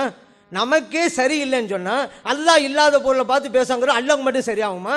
அப்போ ஏன் என்ன கருத்தில் சொன்னாங்கன்னு பாருங்க. ஆக ஒட்டுமொத்தமாக இப்படி கேள்வி வச்சார்கள், அதுவும் முடிச்சிடக்கூடாது. இதன் மூலம் என்ன சொல்ல வர்றாங்க அப்படின்னு பார்க்கணும். கேள்வி சரிதானே, இல்லாத பொருளை பார்த்து உண்டாகு அப்படிங்கிறது யாரை பார்த்து பேசுறது? ஏற்கனவே இருந்துட்டா அதை பார்த்து நீ உண்டான்னு சொல்ல அர்த்தம் இல்லையே. கேள்வி ரைட்டு தான், அந்த கேள்வி வைத்து என்ன விடை சொல்லுகிறார்கள் அதை பார்க்கணுமே தவிர இந்த கேள்வியில் ஒன்றும் குறை கிடையாது. நாமே இல்லா பார்த்து பேசினா குறையா தானே சொல்கிறோம். அல்லாஹ் விஷயத்தில் தகுமா? அதாங்க நம் விஷயத்திலே தகாதே, இதை படைத்த ரப்பி விஷயத்தில் தகுமான்னு எப்படிங்க சொல்கிறீங்க? இல்லாத விஷயம் பார்த்து பேச மாட்டோமே, அல்லாஹ் மட்டும் எப்படி செய்வான்? இப்போ அல்லாஹ்வோட மாண்பை தான் கூட்டி இருக்கிறான் அந்த கேள்வி வச்சு. அது எதற்காக இந்த கேள்வி வச்சு அவங்க என்ன பதில் சொல்கிறாங்க அப்படிங்கிறதையும் நம்ம பார்க்கணும். அடுத்ததாக நம்ம ஒரு கேள்வி வச்சோமா, அல்ஹஜ் அஷ்ஹுரு மாலுமாத்து கேள்வி வச்சோம். இதுக்கு என்ன விளக்கம் இருக்குது? ஏன்னா குறிப்பிட்ட எல்லாம் தெரிந்த மாதங்கிறீங்க, குர்ஆனில் இருந்தால் சொல்லுங்கள், இல்லைன்னு சொன்னால் நபிலாம் ஸல்லல்லாஹு சொல்லியிருக்காங்கன்னு சொன்னால் அதுக்கும் சொல்லுங்கள் அப்படின்னு நம்ம சொல்லியிருக்கிறோம். அதுக்கு பதில் இதுக்கும் இல்லை, ஏன்னா இல்லைங்கிறதுனால தான் அவங்க சொல்லலை அப்படின்னு நான் நினைக்கிறேன். அதே போல் பாருங்கள், நபிகள் நாயகம் ஸல்லல்லாஹு அலைஹி வஸல்லம் அவர்கள் ஒவ்வொரு வசனத்தையும் நமக்கு சொல்லி தந்திருக்கிறாங்க, சில இடங்களில் விளக்கம் தந்திருக்கிறாங்க. அந்த விளக்கத்தின் அடிப்படையில் சஹாபா பெருமக்கள் நமக்கு விளக்கம் தந்திருக்கிறாங்க, அது என்னென்னு பார்க்கணும். அதே போல் இன்னொரு வசனத்தில் அல்லாஹ் சொல்லித்தர்றான், வஅலமு அன்னமா கனிம்தும் மின் ஷையின் ஃபன்னலில்லாஹி ஹும்ஸஹு வலிர் ரசூல். அல்லாஹ் சொல்கிறான், உங்களுக்கு கனிமத்து பொருள் உங்களுக்கு கிடைச்சிட்டா அதை வந்து அஞ்சில் ஒரு பகுதி அதை எடுத்து நீங்கள் அல்லாவுக்கு கொடுங்க, அல்லாஹ்வுடைய ரசூலுக்கு கொடுங்க, வலிதுல் குர்பா உறவினர்களுக்கு கொடுங்க, வலியத்தாமா ஏழைகளுக்கு அனாதைகளுக்கு கொடுங்க, வல் மசாக்கின் ஏழை கொடுங்கங்கிறான். இதில் அல்லாவிற்கு கொடுங்கள் அப்படிங்கிறத எப்படி அவங்க புரியுறாங்கன்னு சொல்லி காட்டணும். குலு அல்லாஹு அஹதுன்னு அல்லாஹ் சொல்லி தர்றான். அல்லாஹு தாலா ஒருவன். இன்னொரு இடத்துல வஹுவல் வாஹிதுல் கஹார் அப்படிங்கிறான். அல்லாஹு தாலா ஒருவன். அப்போ ஒரு இடத்துல அஹதுன்னு இருக்கிறான், இன்னொரு இடத்துல வாஹிதுங்கிறான். அஹதுக்கும் வாஹிதுக்கும் என்ன வித்தியாசம்? ஏன் அல்லாஹு தாலா அஹதுன்னா ஏன் வாஹிதுன்னா ரெண்டுக்கும் ஒரே அர்த்தமா வித்தியாசம் இருக்குதா அப்படிங்கிறதையும் அவங்க சொல்லித்தரணும். ஏன்னா அல்லாஹு தாலா ஒரு சொல்லை பிரயோகித்தான் அர்த்தத்தோடு தான் பிரயோகிப்பான்.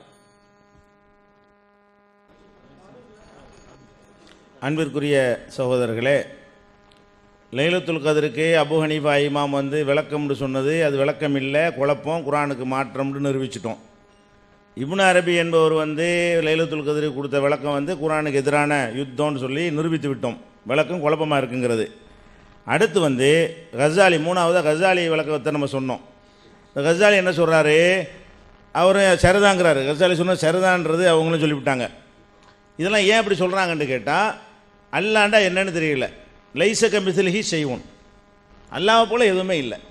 அப்போ இறைவன் வந்து இல்லாத அவன்கிட்ட இருக்கும், இல்லாத கூட அவனுடைய கற்பனையில் அவனுடைய நாலேஜில் இருக்கும். நமக்கு ஒரு இல்லாத பார்த்து வான்னு சொன்னால் என்ன கிறுக்குன்றுவாங்க, இல்லாத ஒரு பொருளை பார்த்து நம்ம பேசினா லூசுன்றுவாங்க. அல்லாவுக்கு இதை யாருடைய மேற்றுன்னு விளங்காதனால மனித நிலையில் அல்லாவை இறக்கி வச்சுட்டு அவர் பேசியிருக்கிறாரு. அது சரிங்கிறார் இவர். உதாரணம் கூட எப்படி காட்டுறாரு? நம்ம இப்படி சொன்னால் ஒத்துக்குருவாங்களா? இல்லாத பார்த்து பேச முடியுமா? இருக்கிறத பார்த்து உண்டாகுன்னு சொல்ல முடியுமா? என்னங்க கரெக்டு தானேங்க? உங்களுக்கும் எனக்கும் கரெக்டு, ரப்புக்கு கரெக்டா? படைச்ச இறைவனுக்கு அது கரெக்டா? இறைவன் வந்து இல்லாதது நமக்கு தான் இல்லாது. அவனை பொறுத்த வரைக்கும் இப்போ நம்ம இன்றைக்கி இருக்கிறோம், நம்ம பிறக்கிறதுக்கு முன்னாடி நம்மளுடைய ப்ரோக்ராம் அவன்கிட்ட இருக்குது. எல்லாமே நம்மளை பற்றி என்ன செய்வான்? அவன் இல்லாத நேரத்தை பேச முடியும் அவனால். அந்த மாதிரி அதனால தான் ஆதம் அலைஹிஸ்ஸலாம் படைச்சோன்னு நம்மளாம் எடுத்து வச்சுருந்தான். நான் அவங்க ரப்பு இல்லையான்னு கேட்டான். அப்போ நம்ம இல்லை, இல்லாத கூட அவன் என்ன செய்வான்? அவன் நோக்கி பேசுவான் என்பதையும் கற்பனையில் அவன் வந்து இதை அறதுனாகும். இன்னும் சொல்ல போனால் இதை அறதுனாகும். ஒரு பொருளை நாம் நாடிவிட்டால் அன்னகூலலகு, அதுக்கு நம்ம சொல்லுவோம். நாடிட்டால்னு என்ன அர்த்தம்? நம்முடைய சிந்தனையில் வந்து விட்டால் அதை நோக்கி சொல்லுவோன்னு அர்த்தமாயிடுது. அதனால் இப்போ நம்ம என்ன சொல்கிறோம்? கஸாலி சொன்னது தப்பு தான், அதை நியாயப்படுத்துகிற இவர் சொன்னது தப்பு தான், தெளிவாகிவிட்டது. குரானை இவர்கள் குழப்புகிறார்கள், குரானுக்கு எதிராக பேசுகிறார்கள். குரானை பற்றி எந்த மரியாதையும் இவர்களுக்கு இல்லை, அல்லாஹ்வை பற்றியும் மரியாதை இல்லை. அல்லாஹ்வை எந்த ரேஞ்சில் வச்சுவிட்டாங்க? மனிதர் ரேஞ்சில் வைத்து கொண்டு பேசி கொண்டிருக்கிறார்கள். அப்போ அதுவும் நிரூபணமாகிவிட்டது. அடுத்து என்ன? இந்த வாரிசு உரிமை சட்டம் ஒன்று சொன்னாங்க இல்லையா, 3-1ங்கிறது. ஏன்னா விளக்கிட்ட தான் உங்களுக்கு புரியும். அதாவது குரான் பிரகாரம் பிள்ளை இல்லாத முறையில் ஒரு பொம்பளை செத்துட்டான்னு சொன்னால் அவளுக்கு பிள்ளை இல்லை, அவளுடைய கணவனுக்கு பாதி கொடுக்கணுங்க. ஒரு மூணு சொல்லி காட்டினால மக்களுக்கு புரியணும், அப்போ தான் உங்களுக்கு விளங்கும். கணவனுக்கு பாதி. அதுலேயே அல்லாஹ் என்ன செய்கிறான்னு கேட்டால், தாய்க்கு வந்து 3-1, தகப்பனுக்கு மீதி எடுத்துக்கொள்வான் என்று இருக்கிறது. இந்த கணக்கு பிரகாரம் மொத்த சொத்தை 3 பேருக்கு கொடுக்கணும். இப்போ மொத்த சொத்தை ஒரு கணவனுக்கு, ஒரு தாய்க்கு, ஒரு தகப்பனுக்கு கொடுக்கணும். கணவனுக்கு எவ்வளோ கொடுக்க சொல்கிறான்ல? பாதின்னு சொல்லிட்டான். பாதி 50 போயிடுச்சு. அப்போ தாய்க்கு எவ்வளோ கொடுக்க சொல்கிறான்? 3-1, 33 போயிடுச்சு. 50 83 ஆகிடுச்சா? 33 சில்லற அந்த கொசுறு வரும், அதனால் அது ரவுண்டு இல்லாதனால 33 சொல்கிறான். 83 ஆகிடுச்சா? மீதி எவ்வளோ இருக்குது? 17 இருக்குது. 17 தகப்பனுக்கு. ஏன்னா தகப்பன் வந்து மிச்சம் உள்ளதை தான் எடுத்துக்கிடுவான். இந்த கணக்கு பிரகாரம், இந்த குரான் பிரகாரம் 2 பேரும் கொடுத்தது போக மீத உள்ளது அசபா என்ற முறையில் அவன் எடுத்துக்கொள்வான். இவங்க என்ன செய்கிறாங்க? இதில் விளக்கத்தை நுழைக்கிறாங்க. எப்படி? அது எப்படி? தாய்க்கு வந்து 33, தகப்பனுக்கு வந்து 17, அது என்ன அநியாயமாக இருக்க? நம்ம எப்படியா தகப்பனுக்கு கூட கொடுக்கணுமேன்னு சொல்லி மனோ இச்சைப்படி அவங்க என்ன செய்கிறாங்க? எப்படி வர்றாங்கன்னா, கணவனுக்கு பாதி கொடுக்க சொல்கிறான்ல, அந்த பாதியை கொடுத்துட்டு மிச்சத்தில் 3-1, மிச்சத்தில் 3-1 எங்கே அதில் வழங்க முடிகிறது? அந்த வசனம் அதுக்கு இடம் தருதா? நான் கேட்குறேன், மிச்சத்தில் பாதினா ஒத்துக்குருவீங்களா? பாதினா பாதி தான்.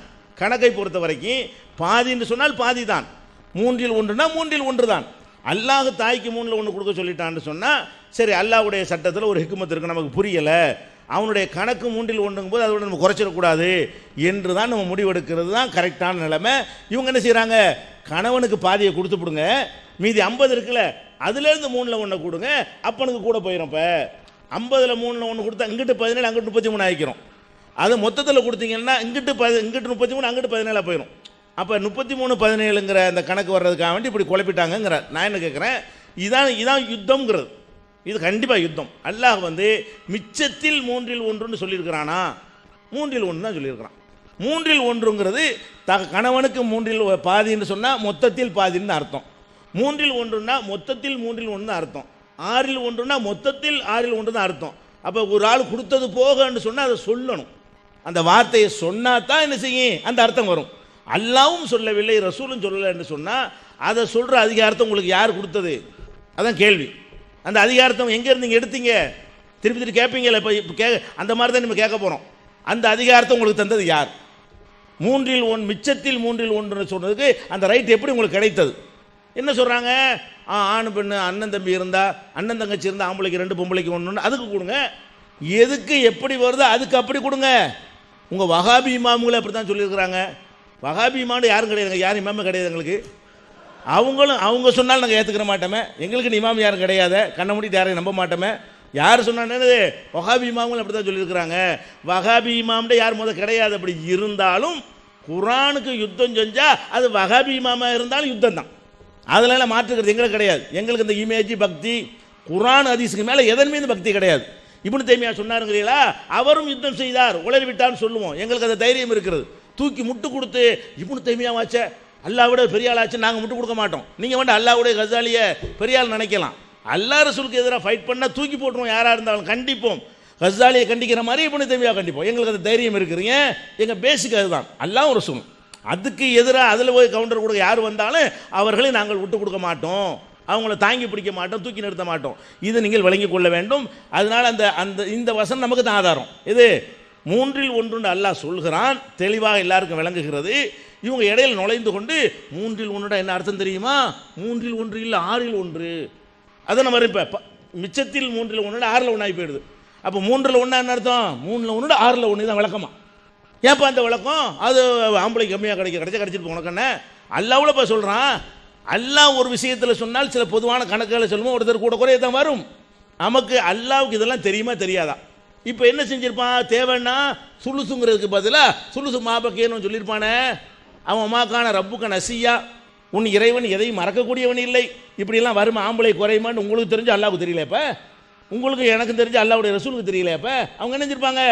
ஆமாம் 3/1 குறையுத, பொம்பளைக்கு கூட குறைக்குத, அதனால் நம்ம சுலுசு மாபக்கையன்னு போட்டுருவோம் அப்படின்னு நல்லா போட்டிருக்கணும்ல.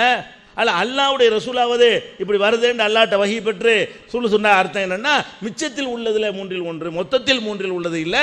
கணவனுக்கு கொடுத்தது போக மிச்சமாக இருக்கிறதே அதில் 3/1 நம்ம விளக்கம் கொடுக்கணும். அல்லாவுடைய ரசூல் கொடுத்தாங்கன்னு சொல்லுங்கள், தலையில் வச்சு தூக்கிக்கிடுவோம். அல்லாவுடைய ரசூல் அதை சொன்னால் ஏற்றுக்கொள்வோம். அல்லாஹ் சொன்னால் ஏற்றுக்குருவோம். அல்லாஹ் சொன்னதுக்கு எதிராக யாராவது சொல்லியிருப்பார்களே ஆனால் அது எவராக இருந்தாலும் சரி, அது குர்ஆனுடைய விளக்கமில்லை. குழப்புகிறார்கள், மனோ இச்சைக்கு முக்கியத்துவம் கொடுக்கிறார்கள். இதுதான் அதுக்கு அர்த்தம். இதை சொன்ன உடனே அவர் ஒரு பயங்கரமான கேள்வி கேட்குறார். அப்படியானால் இந்த கணக்குக்கு நீங்கள் பதில் சொல்லுங்க. எந்த கணக்கு? ஒரு ஆள் இறந்துட்டார், பெண்ணு இறக்குறாங்க. பெண்ணு இறக்கும்போது கணவர் இருக்கிறாரு, 2 பொம்பளை பிள்ளை இருக்குது, ஒரு தாய் ஒன்று இருக்குது, தகப்ப ஒன்று இருக்கிறது. இதுக்கு அல்லாஹ் சொன்னபடி கொடுத்து காட்டுங்க அப்படின்னு ஒரு கேள்வி என்ன செய்கிறாரு? கேட்குறாரு. இதில் கொடுக்க இயலாது. அந்த 3/1 6/1 கொடுக்க இயலாது. இதை ஒரு கேள்வியாக கேட்குறாரு. இந்த கேள்விக்கு நம்முடைய தமிழாக்கத்துடைய நோட்ஸில் எத்தனை நம்பர் அது? அந்த தமிழாக்கத்துடைய நோட்ஸில் நினைஞ்சிருக்கிறோம், தெளிவாக விளக்கி இருக்கிறோம். இது இந்த இடத்துல கொடுக்க இயலாது தான். இயலாதுங்கிற காரணத்தினால்தான் அல்லாஹ் அழகான முறையில் இயலாதுங்கிறதையும் சொல்லி அதுக்கு ஒரு கவுண்டரையும் போட்டு அல்ல அந்த வாசகத்தை பயன்படுத்தியிருக்கிறான். கைர முலாரின் என்று போட்டிருக்கிறான் என்று தெளிவாக விளக்கி இருக்கிறோம். 111 நம்பர் குறிப்பு என்னுடைய குர்ஆன் தமிழாக்கத்தில் 111வது குறிப்பை அவர் படித்து வாசிச்சாருன்னா விளங்கிடுவார். இல்லைன்னா அவரே வாசித்து காட்டட்டும், அதில் உங்களுக்கு விளங்குதான்னு பாருங்கள். என்னுடைய நேரத்தை இழுக்கிறதுக்கு அப்படி சொல்கிறாரு. வாதம் பண்ணுறவர் அவர் தான் என்ன செய்யணும், எல்லாத்தையும் எடுத்து வைக்க வேண்டும். அடுத்து என்ன, மீதி உள்ள எதுக்குமே ஒரு வாதமாக எடுத்து வைக்கல. திருப்பி என்ன செய்கிறாரு? வாஹிதுண்டா என்ன அர்த்தம், அகதுண்டா என்ன அர்த்தம்? வாதண்டா என்ன தெரியுமா? வாஹிதுண்டா இன்ன அர்த்தம், அகதுண்டா இன்ன அர்த்தம். இதை இமாம்கள் சொல்லியிருக்கிறார்கள். இமாம்கள் இல்லாமல் நீ சொல்லுன்னு கேட்கணும். இமாம்கள் என்ன சொன்னார்கள், அது இமாம் சொல்லாமல் அது வேறு என்ன விளக்கம் வருதுன்னு எங்கள்கிட்ட கேட்கணும். லாவுக்சிமின் அர்த்தம் தெரியுமா? அபு ஹனீஃபா அந்த மாதிரி சொன்னார்கள், அல்ல இந்த முஃபஸிர் அந்த மாதிரி சொன்னார்கள் விளக்கத்தை சொல்லிவிட்டு அவங்க துணை இல்லாமல் நீங்கள் சொல்லுங்கள் அப்படின்னு என்ன செய்யணும், எங்கள்கிட்ட கேட்கணும். எந்த ஒரு கேள்வி கேட்டாலும் நீங்கள் என்ன செய்யணும், 2 விஷயம் அதில் நிரூபணம் ஆகணும். சும்மா கொஸ்டினாக கேட்கக்கூடாது. நீங்கள் இமாமுடைய விளக்கம் அவசியம்ங்கிறீல்ல, ஒரு வசனத்தை காட்டி தானே அந்த வாதிடுறீங்க. அந்த வசனத்தில் இருந்து இமாம் விளக்கம் அவசியம்னு நீங்கள் ஃபஸ்ட்டு நிரூபிக்க வேண்டும். நிரூபித்து விட்டு இந்த இமாம் விளக்கம் அழகாக தெளிவாக்கி விட்டதுன்னு சொல்லிட்டு நீங்கள் அந்த இமாம் விளக்கத்தை மைனஸ் பண்ணிவிட்டு எனக்கு விளக்கி காட்டுங்கன்னு என்று கேட்கணும். அப்படி கேட்டால் தான் இமாம் விளக்கம்ங்கிறது விளக்கமாக இருந்துச்சா குழப்பமாக இருந்துச்சா, அது இல்லாட்டி எவ்வளோ தெளிவாக இருக்குன்னு நாங்கள் நிரூபிக்கணும். அதனால சும்மா பட்டியல் போடுறதுல அர்த்தம் கிடையாது. மக்களுக்கு புரிகிற விதமாக வாதமாக நீங்கள் எடுத்து வைக்கல, ஒன்று தான் வாதமாக வச்சுருக்கிறீங்க. அந்த தாய்க்கு உள்ள பங்கை தான் வாதமாக வச்சிங்க. அது தெளிவாக நினைஞ்சிட்டோம், புரிகிற மாதிரி நம்ம பதில் சொல்லிட்டோம். எந்த இமாம் சொன்னாலும் அதை எங்களை பொறுத்த வரைக்கும் எடுத்து நீங்கள் வைக்காதீங்க. விளங்கா? நீங்கள் என்ன நினைக்கிறாங்க, இப்னு தைமியாவெல்லாம் சொல்லியிருக்காருன்னா அப்படி மடங்கிடுவாங்க. அதெல்லாம் கிடையாது. இப்னு தைமியா சொன்னாலும் எங்களுக்கு என்னதான், அது யாராவது குர்ஆனை வச்சு மாற்ற மாதிரி தூக்கி போட்டு போயிடும். அன்பானவர்களே, அவங்களுடைய நிலைப்பாட்டில் குர்ஆனையும் ஹதீஸையும் விளங்குவதற்கு இமாம்களுடைய உதவி தேவையில்லை என்று தெளிவாக சொல்லியிருக்கிறாங்க. குர்ஆனிலேருந்து ஒரு கருத்தை எடுத்து வச்சு ஒரு வசனத்தை ஓதி காமிச்சு இமாம்கள் துணை இல்லாமல் இது உங்கள் விளக்கத்தை கொடுங்க, நீங்கள் தான் புரிஞ்சுக்கலான்ட்டீங்கல்ல, இமாம்களும் தேவையில்லைன்ட்டீங்கல்ல, இமாம்ங்கிற வார்த்தை வேணாம், நீங்கள் புரிய முடியுன்ட்டீங்கல்ல, இப்போ புரிஞ்சு சொல்லுங்களேன். கேள்வி கேட்டால் உங்கள் இமாம்கள் என்ன சொல்லியிருக்காங்க சொல்லுங்கள், அப்புறம் நாங்கள் சொல்கிறோம். உங்கள் நிலைப்பாட்டில் அப்படியே எழுதியிருக்கிறீங்க. உங்கள் நிலைப்பாட்டில் என்ன, குர்ஆனையும் ஹதீஸையும் விளங்க இமாம்களுடைய உதவி தேவையில்லை சொல்லிட்டீங்க. உதவி இல்லாமல் சொல்லுங்கள். அதை விட்டு நீங்கள் சொல்லுங்கள் அப்புறம் நாங்கள் சொல்கிறோம் அப்படிங்கிறீங்க. சரி, அப்படி சொன்னீங்கிறதுனால ரெண்டு பிரச்சனைக்கு வச்சோம். ஒன்றுக்கு மட்டும் ஏதோ பதில்கிற பேரில் சொல்லிக்கிட்டு இருக்கீங்க, அது பதில் அல்ல. பதில்கிற பேரில் சொல்லிட்டீங்க தவிர கலால வாயு துறக்கலையே. நான் உம்மிஹு சுலுசுவுக்கு விளக்கம் கொடுத்தோம் மாதிரி கலாலாவுக்கு எங்கள் இமாம்கள் என்ன விளக்கம் கொடுத்துருக்காங்கன்னு அப்போதும் சொன்னேன், போன விஷயத்தையும் சொன்னேன். ஏன் இது தொடவே இல்லை, இது வரைக்கும் பதில் இல்லை. அப்போ பதில் இல்லைங்கிறத இதுக்கெல்லாம் தேவையில்லை, சும்மா சொல்லக்கூடாது, கேள்வி பதில்ங்கிறீங்க. நான் கேள்வி பதில் இல்லை, வாதம் தான் தொடங்கியிருக்கிறேன். நீங்கள் இதுக்கு ஏதாவது ஒரு விடை வச்சா அப்புறம் நான் அதில் ஒரு கேள்வி வைப்பேன், அல்லது நான் பதில் சொல்லுவேன். அதுதான் விவாதம். நீங்கள் ஒன்றுமே சொல்லாமல் இருந்தால் அப்படி விவாதமாகும். கலாலாவுக்கு எங்கள் இமாம் சார் வழக்கம் தந்தானா இல்லையா, தப்புன்னு சொல்லுங்கள். ஏன்னு உங்கள் இமாமுன்னு சொன்ன ஃபஸ்ட்டு சொல்லுங்கள். நீங்கள் கலாலாவுக்கு சொல்லி தான் இருக்கா, தேவையில்லை. நீங்கள் கேட்டால் நீங்கள் விளங்கணும், நாங்கள் விளங்கியிருக்கோங்க இந்த பாருங்கன்னு சொல்லணும். குர்ஆன்லேருந்து தான் கேட்குறோம். அங்கே இங்கே உள்ள சட்ட பிரச்சனை எழுப்பி பதில் சொல்லுங்கலாம் கேட்கல. நீங்கள் மொழிபெயர்த்த குர்ஆன் அது எல்லாம் இருக்குது, நீங்கள் தான் மொழிபெயர்த்து இருக்கிறீங்க. நீங்கள் என்ன விளங்குனீங்க ஃபஸ்ட்டு சொல்லுங்கள் அப்படின்னு நம்ம கேட்குறோம். கலாலாவுக்கு விளக்கம் சொல்லியாச்சு. இப்போ நீங்கள் பதில் சொல்லலைண்டா நீங்கள் ஃபலியும்மை சுலுசுக்கு பதில்கிற பேரில் ஏதாவது சொல்லிக்கிட்டே இருக்கக்கூடிய நீங்கள் கலாலாவுக்கு நீங்கள் சம்பந்தமே தொடர்பே கொள்ளாமல் இருக்கிறதுனால அது பதில் இல்லைன்ட்டு தான் எல்லாரும் வழங்குவாங்க அப்படிங்கிறத நினைவூட்ட விரும்புகிறேன். அதே போல் பாருங்கள், ஈரா பிரச்சனை கேட்டோம், ஒரு வசனத்தை தான் இறக்கி கேட்டு ஓதி காமிச்சு அதுதான் இப்படி சொல்லியிருக்கிறானே. அப்போ இந்த சட்டம் இருந்தால் எப்படி நீங்கள் சொல்லுங்கள். எங்கள் இமாம்கள் துணை இருந்தால் சொல்ல முடியுங்கிற நாங்கள் பின்னாலும் சொல்லுவோம், அது எங்களுடைய நிலைப்பாடு. நீங்கள் இமாம்கள் தேவையில்லாதவங்க இந்த சார் ஏங்க இதுக்கெல்லாம் இமாமு இதுக்கான சட்டம் கேட்டீங்க, குர்ஆனில் இப்படி இருக்கு இல்லைங்க, இந்தாங்க முடிஞ்சு போச்சுங்க, இதாங்க சட்டம், இதான் சட்டம், இமாம்கள் தேவையில்லைங்க, அதை நிரூபிக்கிறீங்களா? உங்கள் இமாம்கள் என்ன சொன்னால் ஃபஸ்ட்டு சொல்லுங்கிறீங்களா? அப்போ இமாமுடைய கருத்தை உங்களுக்கு தேவைப்படுது, இப்போ அதை வச்சு சமாளிக்காமல் பார்க்குறீங்க. ஏற்கனவே வலிமை சொல்லுது கொஞ்சம் பாயிண்ட் ஏதோ ஒன்று பார்த்துட்டு வந்துருக்கிறீங்க, ஏற்கனவே அதை மட்டும் வச்சு இப்போ லேர்ன் பண்ணிக்கிட்டு இருக்கிறீங்க, அதுதான் உண்மை. அதே போல் பாருங்கள், அதில் ஹஜ் அஷ்ஹுர் மாலூமா தெளிவான வசனம், தெரிந்த மாதங்கள்னு அல்லாஹ் குர்ஆனில் சொல்லிட்டான். நீங்கள் குர்ஆன் ஹதீஸை வச்சு விளங்குறோங்கிறீங்க, சொல்லுங்கன்னு கேட்டோமே, இதுக்கு ஒரு இது கேள்வி இல்லையாப்பா? வேறு என்ன தான் எனக்கு கேட்கணும்னு நினைக்கிறீங்க? வசனத்தை ஓதியாச்சு, அறிந்த மாதங்கள்னு அல்லாஹ் சொல்லிட்டான். அறிந்த மாதங்கள் என்ன, அது குர்ஆன்லேருந்து எப்படி விளங்குனீங்க, ஹதீஸ்ல எப்படி விளங்குனீங்க சொல்லுங்கள். இப்போ இது ஒரு கேள்வி பதில்னு சொல்கிறீங்க, இப்படி வைக்காமல் வேறு எப்படி வைக்க முடியும்? குர்ஆனையும் ஹதீஸையும் நாங்கள் உதவி இல்லாமல் புரிய முடியும் தான் வந்திருக்கிறீங்க. புரிய முடியாது நாங்கள் வந்திருக்கிறோம், ஒரு வசனத்தை வைக்கிறோம், அர்த்தமும் சொல்கிறோம், எப்படி குர்ஆனில் விளங்குனீங்கன்னு சொல்லுங்கள். அல்ல குர்ஆன் ஹதீஸில் விளக்கம் இல்லைன்னு சொல்லுங்கள். விளக்கம் இல்லை நீங்கள் சொல்லலாம். குர்ஆன் ஹதீஸில் விளங்கிய சஹாபா பெருமக்களும் மற்றவங்களும் சொல்லியிருப்பாங்க, அது பின்னால் நாங்கள் சொல்லி காட்டுவோம். இப்படி சொன்னதுனால ஸல்லல்லாஹு அலைஹி வஸல்லம் அல்லாஹ் விளக்கம் சொல்லாமல் விட்டு போயிட்டாங்க அப்படின்னு நிலைப்பாடு நாங்கள் இருக்கிறோம். நீங்கள் தவறாக நினைக்க தேவையில்லை, எல்லாம் இருக்கும், அதுக்கு தகுந்தவாறு விளக்கங்கள் இருக்கும், அதை நாங்கள் பின்னால் சொல்லுவோம். நீங்கள் உங்கள் நிலைப்பாட்டை சரியாக சொல்லுங்கள். லாகுஸ்மி வாதம் கேட்டேன், அல்லாஹு தாலா ஒரு வார்த்தை கூட வீணாக சொல்ல மாட்டேன், நீங்கள் தான் எழுதி வச்சுருக்கிறீங்க, அதை படிச்சுங்க ஆமிச்சேன். லா உக்சிமுக்கு சத்தியம் இடுகிறேன்னு நீங்கள் அர்த்தம் வைக்கிறீங்கன்னு சொன்னால் அப்போ லா ஏன் வந்துச்சு? அல்ல தேவையில்லா வார்த்தையை சொன்னானா, லாண்டா இல்லைன்னு அர்த்தம், தேவையில்லா வார்த்தையை சொன்னானா அப்படின்னு கேட்டாக்கா இப்போ இது கூட ஒரு விளக்கமாக என்ன கேள்வி வைக்கணும்னா, ஒன்று தேவையில்லாமல் சொல்லியிருக்கிறான்னு சொல்லுங்கள், இல்லாட்டி அதுக்கு அர்த்தம் இருக்குது எங்களுக்கு தெரியலைன்னு சொல்லுங்கள். அதுதான் செய்யணுமே தவிர இதெல்லாம் கேட்காதீங்கண்டா, இது இப்படி தான் கேட்போம் நாங்கள். நீங்கள் குர்ஆனை இமாம்கள் உதவி இல்லாமல் வழங்குறோன்ட்டீங்கல்ல, எப்படி வழங்குனேன்னு சொல்லுங்கிறோம். அப்படி இல்லைன்னா எங்கள் இமாம்கள் எழுதி வச்சதை மொழிபெயர்த்து கொடுத்துறீங்கன்னு அர்த்தம், அவ்வளோதான். இல்லைன்னு நீங்கள் சொல்லுங்கள், யார் உதவி தேவையில்லை, நானாக தான் புரிஞ்சு மொழிபெயர்த்தேன் சொல்லுங்களேன்.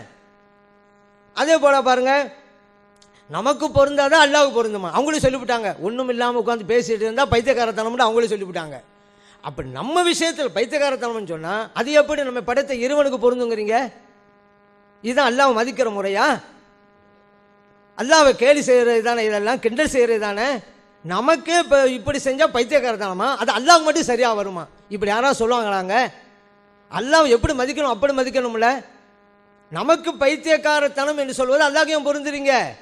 அப்போ வேறு அர்த்தம் என்னன்னு சொன்னாங்கன்னு சொல்லுங்கள். இப்படி கேலி வச்சதுனால இப்போ நீங்கள் தான் இப்போ கிண்டல் பண்ணுறீங்க. நம்ம வேண்டாம் இப்படி சொன்னாங்க பைத்தியக்காரன் தான், அது அல்லாவுக்கு சொல்லிக்கலாம் தப்பு இல்லைங்கிறீங்க. இதுதான் அல்லாவை அவமானப்படுத்துவது, இதுதான் ஈமானுக்கு ஆபத்து அப்படிங்கிறத நம்ம புரிஞ்சுக்கிறணும். சுலுசுமா பக்கைய அல்லாஹ் சொன்னதானே சொல்லுங்கிறீங்க. இப்படி ஒரு அதிகாரத்தை தந்தது யாருன்னு கேட்குறீங்க. இது நம்மளை பார்த்து ஒன்றும் கேட்கலங்க. உலகத்தில் 1400 ஆண்டுகளாக இருக்கக்கூடிய அத்தனை அறிஞர்களை பார்த்தும் கேட்ட கேள்விதான் இது. இது ஒன்றும் அல்லாவுடைய வசனத்துக்கு முரண் இல்லை. அப்படி தான் சொல்கிறது. எல்லாம் தப்பாக சொன்னால் நான் மட்டும் ரைட்டாக சொல்லுவேன்னு சொல்லி தானே இந்த கலால சம்மந்தப்பட்ட வசனம் மாற்றப்பட்டு நாங்கள் யாருமே சொல்லாததை யாருமே சொல்லலையே, இந்த வசனம் மாற்றப்பட்டு விட்டேன்னு சொல்லி. அப்போ கூட என்ன நீங்கள் சொல்லுங்கிறாங்க. அப்போ எல்லாத்தையும் நம்ம தான் சொல்லணும். ஏங்க அப்போ தாய்வழி சகோதரி என்னங்க ஆகுறது? நீங்கள் மாற்றப்பட்டுன்னு சொன்னால் அப்போ தாய்வழி சகோதரி அங்கே எங்கே இருக்குது நீங்கள் சொல்லுங்கள் அப்படிங்கிற நம்மளை பார்த்து.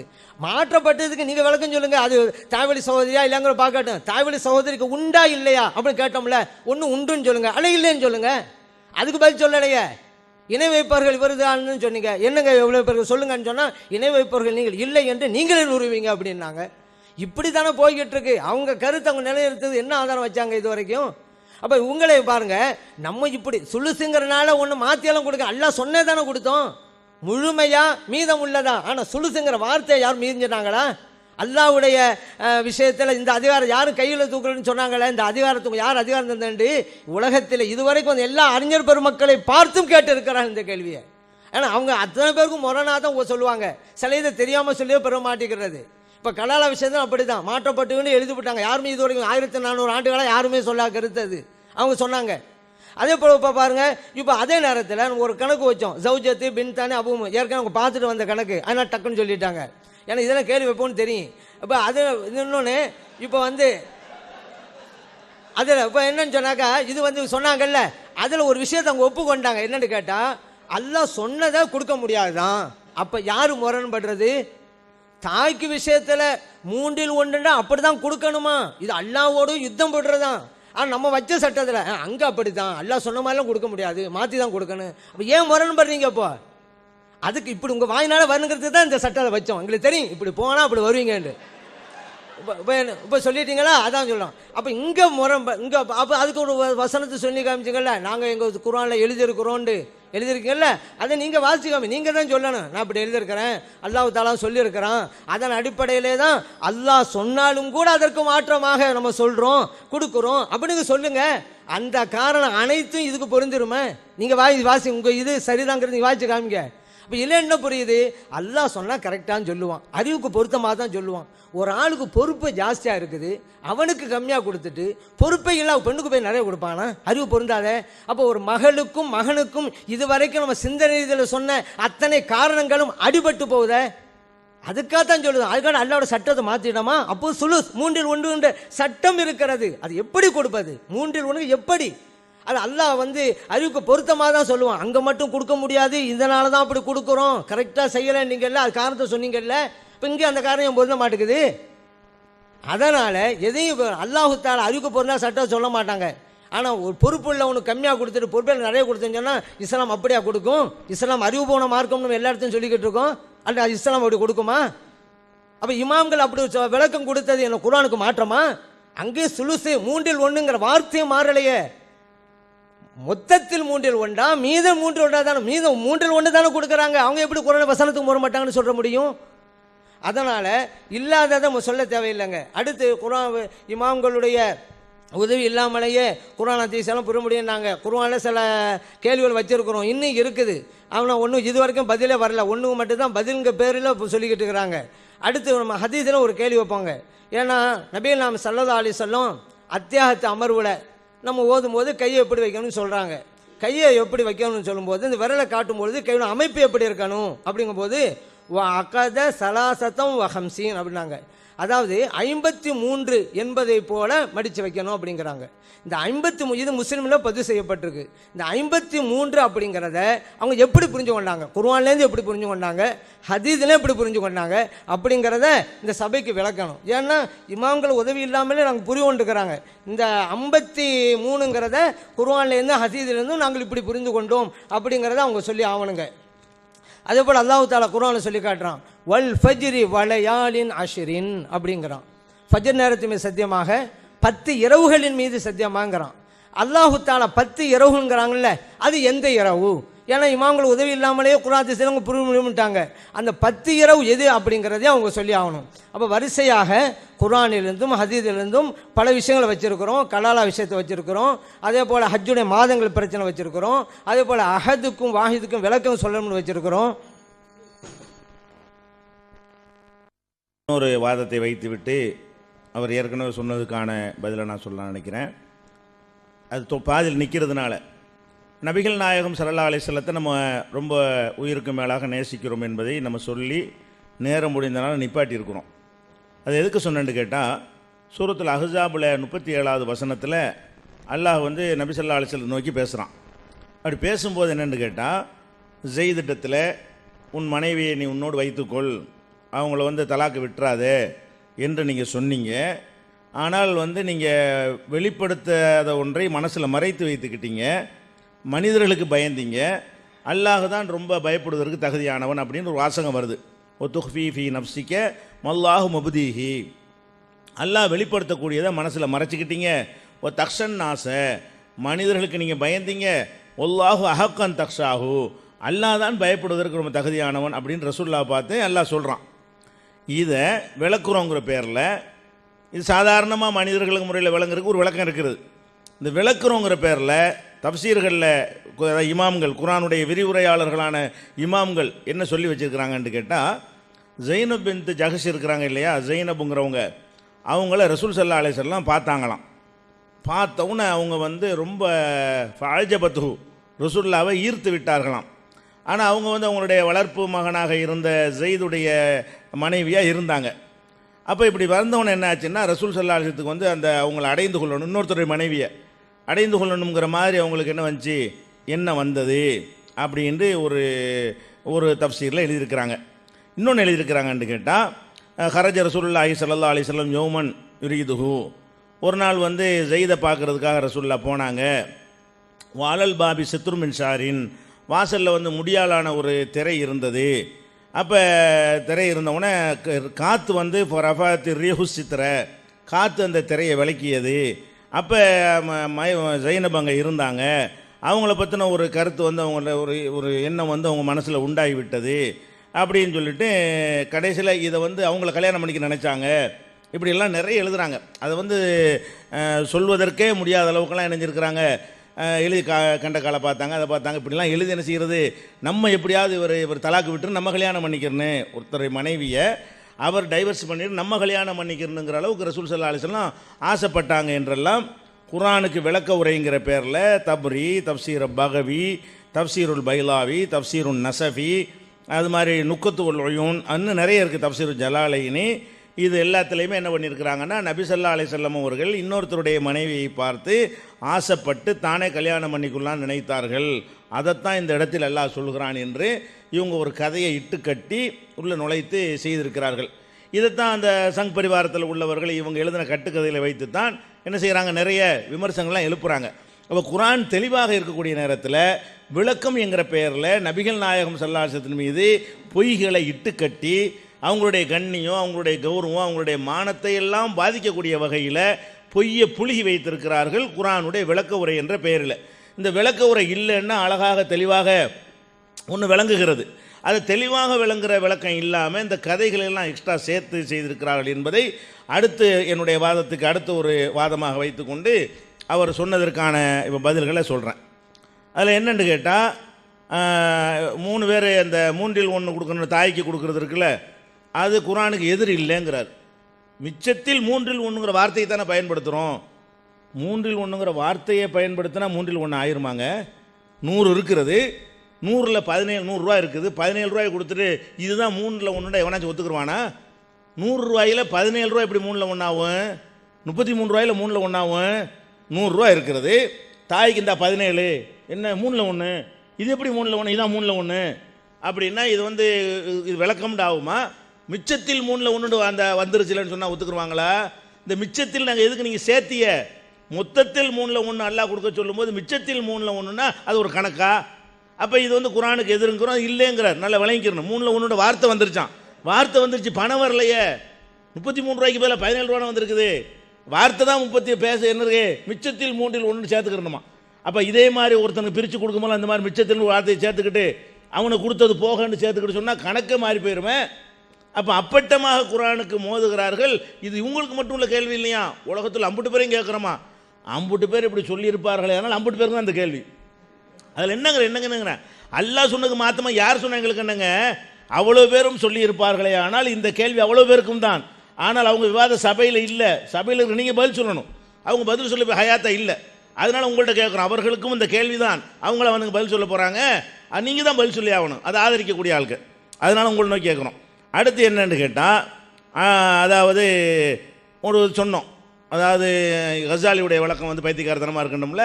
அவர் சொல்கிறாரு பாருங்கள், நமக்கு பைத்தியக்காரத்தனமாக இருக்கிறதை அல்லாஹ் செய்வானாங்க அப்படிங்கிற மறுபடியும். இப்போ நான் என்ன சொல்கிறேன், ஒருத்தன் சொல்கிறான் நான் உண்ணவே மாட்டேன், நான் 50 வருஷத்துக்கு சாப்பிடவே மாட்டேங்கிறான், அவன் பைத்தியக்காரன். அல்லாஹ் உண்ண மாட்டேங்கிறான், பத்தியலா பைத்தியக்காரன் சொல்ல முடியுமா? அல்லாஹ் உண்ண மாட்டான், அல்லாஹ் உண்ண மாட்டான், அவனுடைய தன்மைக்கு தகுந்தவர் உண்ண மாட்டான், பருக மாட்டான். நாமளே உண்ண மாட்டோம் என்று சொல்கிறோம், அப்படி அது பைத்தியக்காரத்தனமாக இருக்கிறது. அப்போ அல்லாஹ் உண்ண மாட்டேன்னு சொன்னால் பைத்தியக்காரத்தனம் இல்லையான்னு கேட்பீங்களா? இப்போ நம்ம ஒருத்தன் சாப்பிடவே மாட்டேங்கிறான் 25 வருஷத்துக்கு கிறுக்கேன்றுவோம். அப்போ அல்லாவும் சாப்பிட மாட்டேங்கிறான், அல்லாஹ் கிறுக்கனா? அப்போ விளங்குற விதத்தை பாருங்க. அல்லாஹ்வுடைய சக்திக்கு தகுந்தவாறு அவன் இல்லாததையும் அவன் பேச முடியும், நோக்கி பேச முடியும். அது கிறுக்குத்தனம் ஆகாது. எதெல்லாம் இல்லையோ அதெல்லாம் அவனுக்கு தெரியும், இப்போ தெரியும். நமக்கு இருக்கிற மட்டும் தான் தெரியும், அதனால பேசினா கிறுக்கன். அல்லாவுக்கு இல்லாதும் தெரியும், அவன் அதை நோக்கி பேசினா நமக்கு கிறுக்கம் கிடையாது என்று நம்ம சொல்லுகிறோம். இப்போ என்ன செய்கிறாரு பார்த்தீங்களா, நம்ம சொல்கிறோம்ல. அப்போ நமக்கு கிறுக்கன்னு சொன்னால் அல்லாஹ் கிறுக்கன் இல்லையாங்கிறார், அந்த அர்த்தம் வந்துருமா? அப்போ கசாலி சொன்னது இன்னும் முட்டு கொடுக்குறேன்னு போய் இன்னும் அல்லாஹ்வை கேவலப்படுத்தக்கூடிய ஒரு பதிலை சொல்லியிருக்கிறாங்க. அடுத்து என்னென்னு கேட்டால், ஈலாவு விஷயத்தை எடுக்கிறாங்க. ஈலாங்கிறதுக்கு வந்து ஒரு வாதமும் வைக்கவே இல்லை, ஈலாவுக்கு அர்த்தம் தான் சொன்னாங்க. ஈலாவுக்கு இன்னும் அர்த்தம்ன்றீங்க, அர்த்தத்துக்கு இமாம்களுக்கு என்ன சம்மந்தம் இருக்குது? ஈலாங்கிற கலாலாவுக்கு வந்து இமாம்களுடைய விளக்கத்தை சொல்லிவிட்டேன்கிறார். என்ன விளக்கம் அது? அது டிக்ஷனரியில் உள்ள விளக்கம். அது அகராதி. ஒரு மொழியை அறிந்து கொள்வதாக இருந்தால் தமிழில் அறிகிறவன் அரபு மொழி டிக்ஷனரி வச்சு பார்த்தா அறிய முடியும். நாங்கள் மொழிபெயர்த்துக்கிறோம்னா எங்களுக்கு அரபியா தெரியும். எந்த மொழியில் மொழிபெயர்த்தாலும் அந்த மொழியை அறிந்து மொழிபெயர்க்கிறதுக்கு பேர் இமாம்னு அர்த்தமா? அதுதான் தேவை தானே. எந்த மொழியாக இருந்தாலும் என்ன செஞ்சிடாகணும், அந்த மொழியில் அறிந்து கொள்ளணும். நாம் என்ன கேட்குறதுனா, கலாலா என்பதற்கு நீங்கள் ஒரு சட்டம் சொல்கிறீங்க, நாங்கள் மாற்றப்பட்டுச்சுன்னு சொல்கிறோம். நீங்கள் என்ன பண்ணணும், இந்த கலாலாண்டா இதான் விளக்கணும் மக்களுக்கு. இந்த மாதிரிங்க விஷயம் இதில் இப்படி எல்லாம் சொல்கிறாங்க, இது நமக்கு விளங்கலைங்க, இது பாருங்கள் இமாம்கள் அழகாக விளக்குறாங்கன்னு பாருங்க. இவங்க வந்து இமாம் விளக்கத்துக்கு இல்லாமல் இவங்க சொல்லி காட்டணுங்கன்னு கேட்கணும். அப்படி வாதம் வைக்க சொன்னால் கலாலாவுக்கு அர்த்தத்தை சொல்கிறாங்களாம். அர்த்தம்லாம் விளக்கமா? அர்த்தமெல்லாம் வந்து ஒரு இமாமுடையதுக்கு சம்மந்தப்படுமா? அந்த இமாமே ஒரு டிக்ஷனரியுடைய அந்த அரபு மக்கள் பேசிக்கிற வச்சு தான் அர்த்தம் செஞ்சிருப்பார். இது வந்து ஆய்வு செஞ்சு சொல்கிற விஷயத்துக்கு தான் இமாமுங்கணுமே தவிர மொழிக்கு அர்த்தம் கலாலாவுக்கு இதுதான் அர்த்தம் நீங்கள் அர்த்தம் சொல்லுங்கன்னா நானே இப்படி நான் அரபிக்கு அரபி சொன்னது தான் சொல்ல முடியும். இந்த ஒரு விவரம் கூட இல்லாமல் என்ன செய்கிறாரு, அதை கேட்குறேன். நான் என்ன கேட்குறேன், கலாலாண்டு முதல்ல சனி ஞாயிறு 2 நாள் போச்சுங்க, இன்றைக்கி 3வது நாள் போச்சு, அது கலாலாண்டா என்ன? நீங்கள் என்ன கேட்குறீங்க?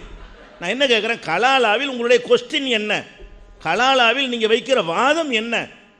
அந்த கலாலா வசனத்தை வாசிங்க, இதில் பாருங்கன்னு மக்களுக்கு புரிகிற மாதிரி, வந்திருக்கிற மக்களுக்கெல்லாம் விளங்குற மாதிரி சொல்லிவிட்டு இந்த மாதிரி இருக்குதுங்க, இதுக்கு மாற்றமாக இவங்க சொல்லியிருக்கிறாங்கன்னு அப்படி சொல்லுங்கள். இந்த மாதிரி இருக்குது விளங்கலைங்க, அல்லாவுக்கு விளக்க தெரியலைங்க, ரசூல்லா விளக்கலைங்க, பாருங்கள் இமாம்கள் விளக்கியிருக்கிறாங்கன்னு சொல்லுங்கள். சொல்லிவிட்டு எங்கள்கிட்ட கேளுங்க. இந்த விளக்கத்தை எடுக்காமல் நீங்கள் விளக்கம் சொல்லணும், குரான்லேருந்தே சொல்லணும், ஹதீஸ்ல சொல்லணும். மக்களுக்கும் விளங்குற மாதிரி பேசினா தான் என்ன செய்ய முடியும், அது தெளிவு பெறும். அவர் சொல்ல முடியாது. ஏன், கலாலாவில் அவர் விலைக்கு வாதம் வச்சாருன்னு சொன்னால் நமக்கு இன்னொரு பாயிண்ட் வந்து அதில் சேர்ந்துக்கிற போகுது, அதான் வரப்போகுது. உலகத்தையெல்லாம் நோக்கி கேட்குறேன்னு இப்போ சொன்னார் பாருங்க, அந்த மாதிரி தான் கேட்க முடியுமே தவிர அந்த கலாலாவில் அவர் என்ன வாதம் வைத்தாலும் அது நம்முடைய ஆதாரமாக இருக்கும். குர்ஆனில் விளையாடி இருக்கிறார்கள். கலாலாவுக்கு விளக்கம் என்ற பெயரில் யார் சொன்னது எடுத்து காட்டினாலும் சரி, அது குர்ஆனுடைய விளக்கமாக இருக்காது, குர்ஆனுக்கு மாற்றமாக இருக்கும் என்று நான் நிரூபிக்க போகிறேன். அதுக்கு தான் உங்கள்கிட்ட கேட்குற காரணம் என்ன, நீங்கள் முதல்ல அந்த கலாலாவில் என்ன கேட்க வர்றீங்க, முந்தா நாள்லேருந்து இந்த சொல்ல போகிறேங்கிறீங்க. போன தலைப்புலையும் சொல்லலை, அடுத்த தலைப்பில் உட்காந்துக்கிட்டு இருக்கிறோம். அப்பவும் கலாலாங்கிறீங்க. என்ன கேட்குறீங்க? கலாலாவில் உங்களுடைய கொஸ்டின் என்ன? எதுக்கு நான் பதில் சொல்லணும்? அது வைங்க முதல்ல. அப்போ அது தெளிவாக வைக்காமல் என்ன பண்ணுறீங்க? இப்படியே சொல்லிட்டு இருக்கக்கூடாது. ஒரு வாதத்தை வைத்தீர்களே ஆனால் இது இந்த ஆயத்துங்க விளங்காதுன்னு சொல்கிறீங்க, இது விளங்கலைங்கன்னு முதல் சொல்லி பிடிச்சிடணும். இதை ஒத்துக்கிறேன். நீங்கள் இந்த வசனம் எங்களுக்கு விளங்கவில்லை, ஆனால் எங்கள் இமாம்கள் இது எப்படி அழகாக விளக்கியிருக்கிறார்கள் பார்த்தீர்களான்னு சொல்லிவிட்டு இந்த இமாம் விளக்கத்தை நீங்கள் யூஸ் பண்ணக்கூடாது, நீங்களாக சொல்லுங்கள் பார்ப்போன்னு கேளுங்க. எங்கள்கிட்ட நீங்கள் எப்படி கேட்கணும்?